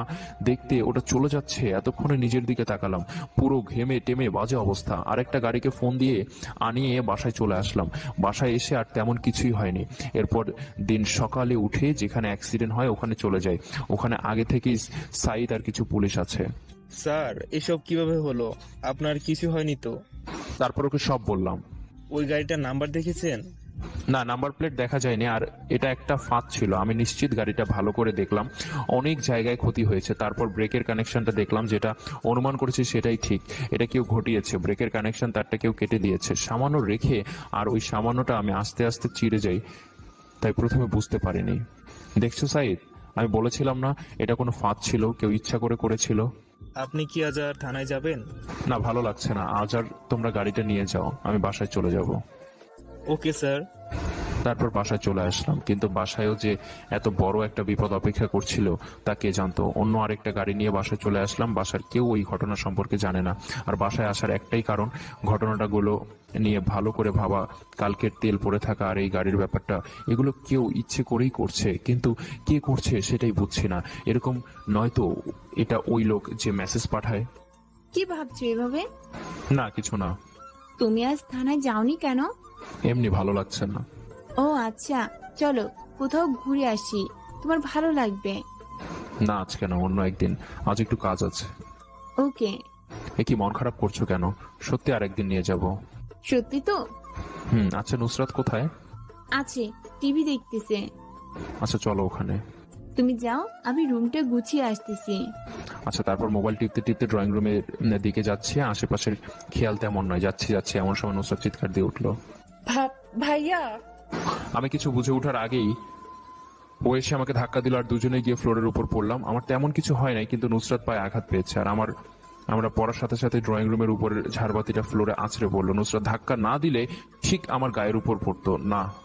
আর নেওয়া যাচ্ছে না এসব। দুদিনের ভিতরেই 3-4 বার হামলা হলো, আবার নিজেদের বাসাতেও হলো। না, এবার এটার একটা হেস্তনেস্ত করতেই হবে। আমি ঠিক উঠে গিয়ে নুসরাতকে উঠালাম।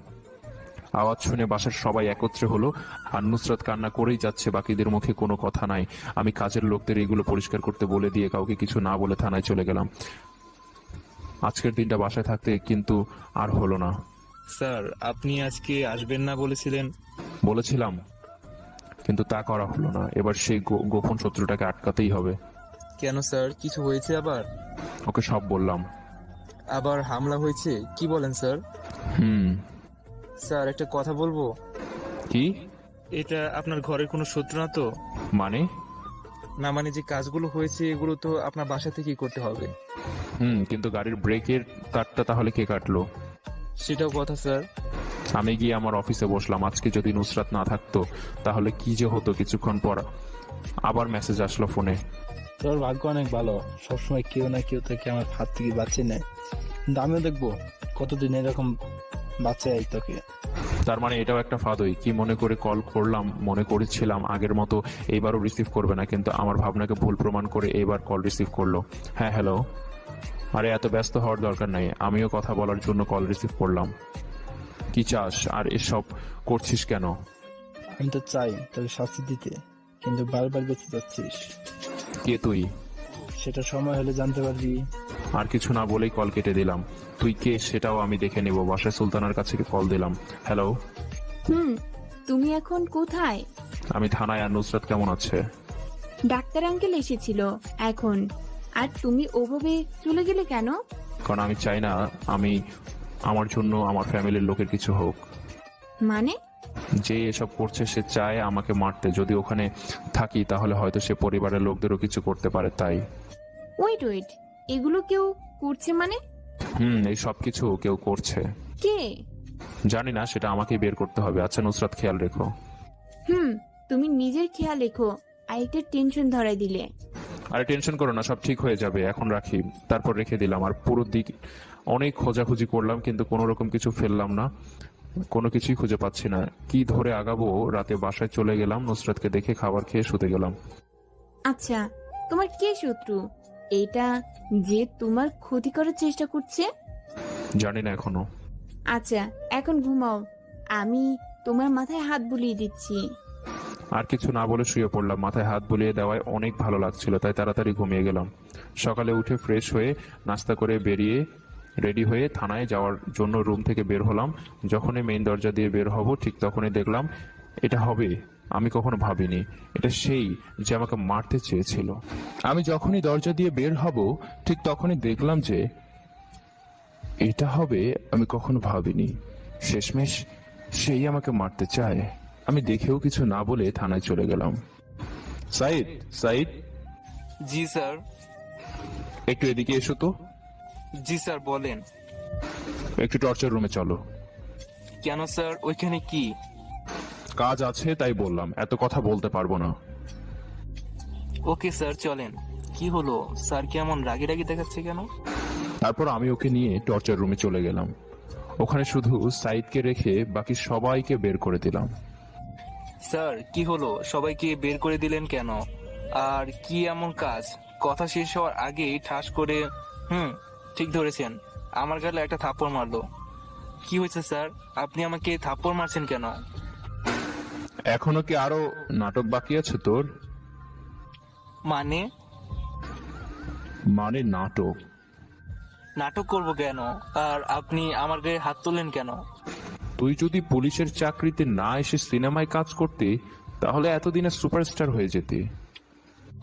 মানে কি এসবের? চুপ, আর কোনো কথা বলবি না। তোর আসল পরিচয় এখন আমার সামনে চলে এসেছে। আসল পরিচয় মানে? কি ব্যাপার, সব জেনে গেল নাকি স্যার? তোর আসল পরিচয়, তুই তো আমাকে মারতেই এসেছিস তাই না? কি বলছেন স্যার এসব? আমি আপনাকে মারতে আসবো কেন? Just shut up. তোর নাটক এবার বন্ধ কর। তুই কে এখন আমি সব জানি। আমি কে? তুই তো সেই প্রিন্সিপালের ছেলে তাই না? মানে? যাকে আমি জেলে ঢুকিয়েছি তারই ছেলে তুই। না। এই দেখ, এটা বলে ওকে আমার মোবাইল থেকে একটা রেকর্ড শোনালাম, যেটা আমি দরজায় ওই মানুষটার কথা বলার রেকর্ড করেছিলাম। আরে তুমি টেনশন করো না, বেঁচে গিয়েছে তো কি হয়েছে, আবার চেষ্টা করব।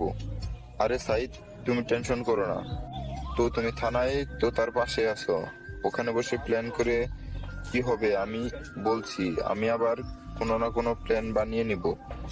তোমার বাবাকে জেলে পাঠানোর শাস্তি সে পাবেই। এতটুকুই রেকর্ড। সেটা শুনে সাইদ আর কিছু বলছে না। কি হলো, এবার তো মিথ্যা বলতে পারবি না? আমি তোকে মারতে চাইছি। তুই তো আমার বাবাকে। চুপ, তোর বাবা কি করেছে তা তুই নিজেই জানিস। জানি। বাবা ছাড়াও তুই আমার আরেকজন আপন মানুষকে মেরেছিস। মেরেছি মানে? রিফাতের কথা মনে আছে? ও আমার নিজের ভাই ছিল। আমার চোখের সামনে তুই একে মেরেছিস। আমি ওর জন্য কিছু করতে পারি। হা হা, তাইলে তোর পরিবারের সবাই তো দেখি ক্রিমিনাল, তাহলে তুই পুলিশে ঢুকলি কেমনে? সেটাও বেআইনি পদ্ধতিতে, কিন্তু আমার সব প্ল্যান শেষ হয়ে গেল ওই এর জন্য। তোর বাপ ভাই গেছে, এবার নিজে রেডি হ।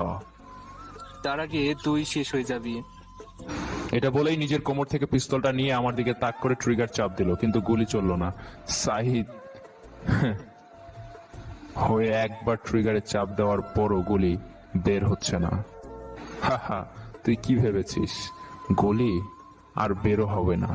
ওটাতে বুলেট নেই। মানে? যখন তোর সাথে কথা বলছিলাম তখনই তোর পিস্তল বদলে বুলেট ছাড়া পিস্তল দিয়ে দিয়েছি।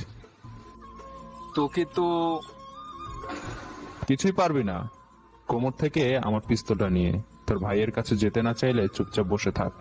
আর আমার এটা কিন্তু খালি পিস্তল না। তোকে দেখে নিব আমি। সেটা পরে দেখা যাবে। দেখা তো যাবেই। আপাতত তোর সাহায্যকারীকে গ্রেপ্তার করে আনি। চুপ। তারপর ওকে টর্চার রুমে রেখে কাউকে খুলতে মানা করে বাসায় চলে আসলাম। বাসায় এসে সুলতানা, সুলতানা, বল।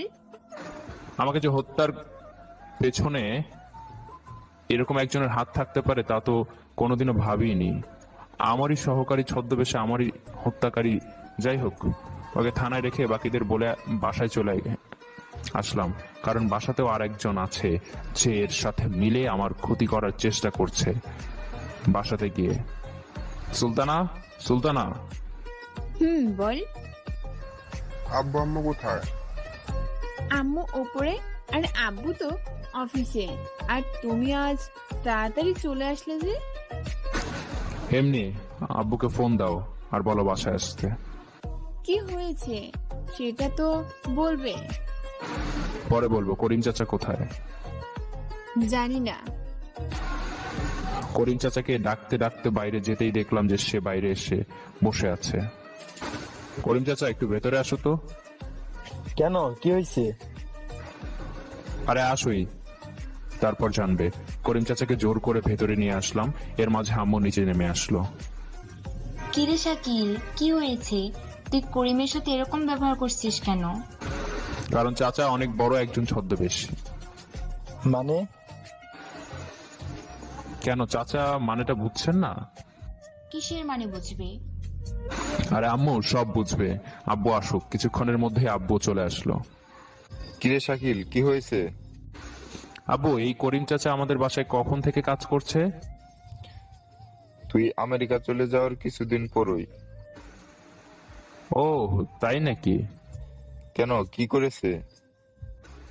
কি চাচা, তুমি বলবে নাকি আমি বলবো? করিম চাচা চুপ করেই আছে।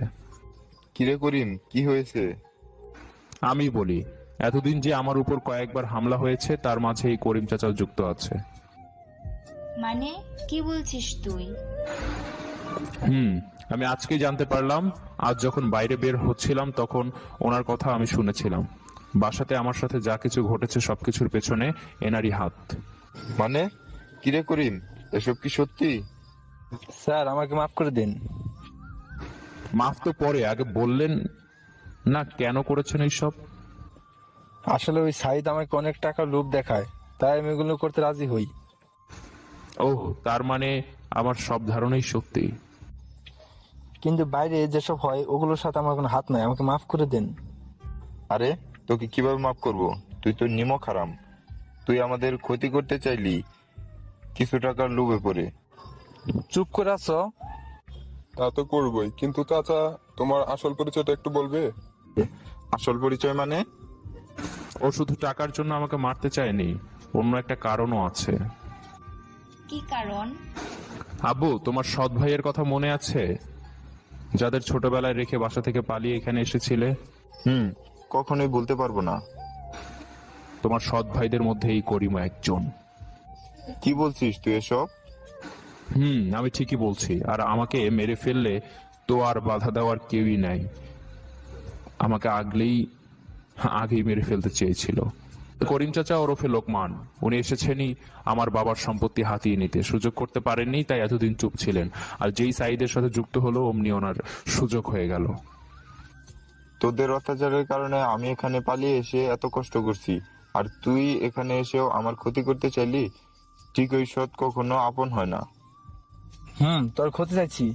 তুই এত টাকা নিয়ে বসে থাকবি আর আমি তাকিয়ে তাকিয়ে দেখবো?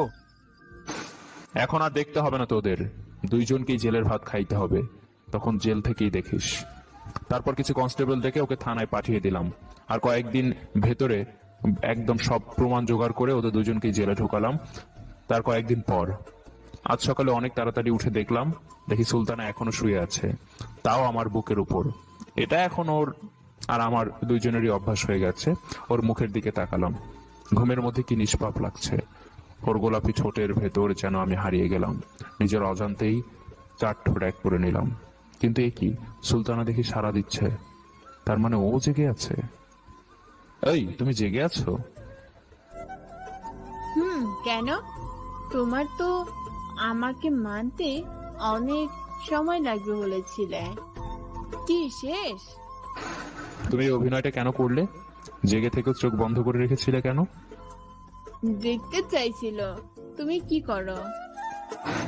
আচ্ছা, আজ ওয়েদারটা অনেক ভালো, চলো কোথাও ঘুরতে যাই।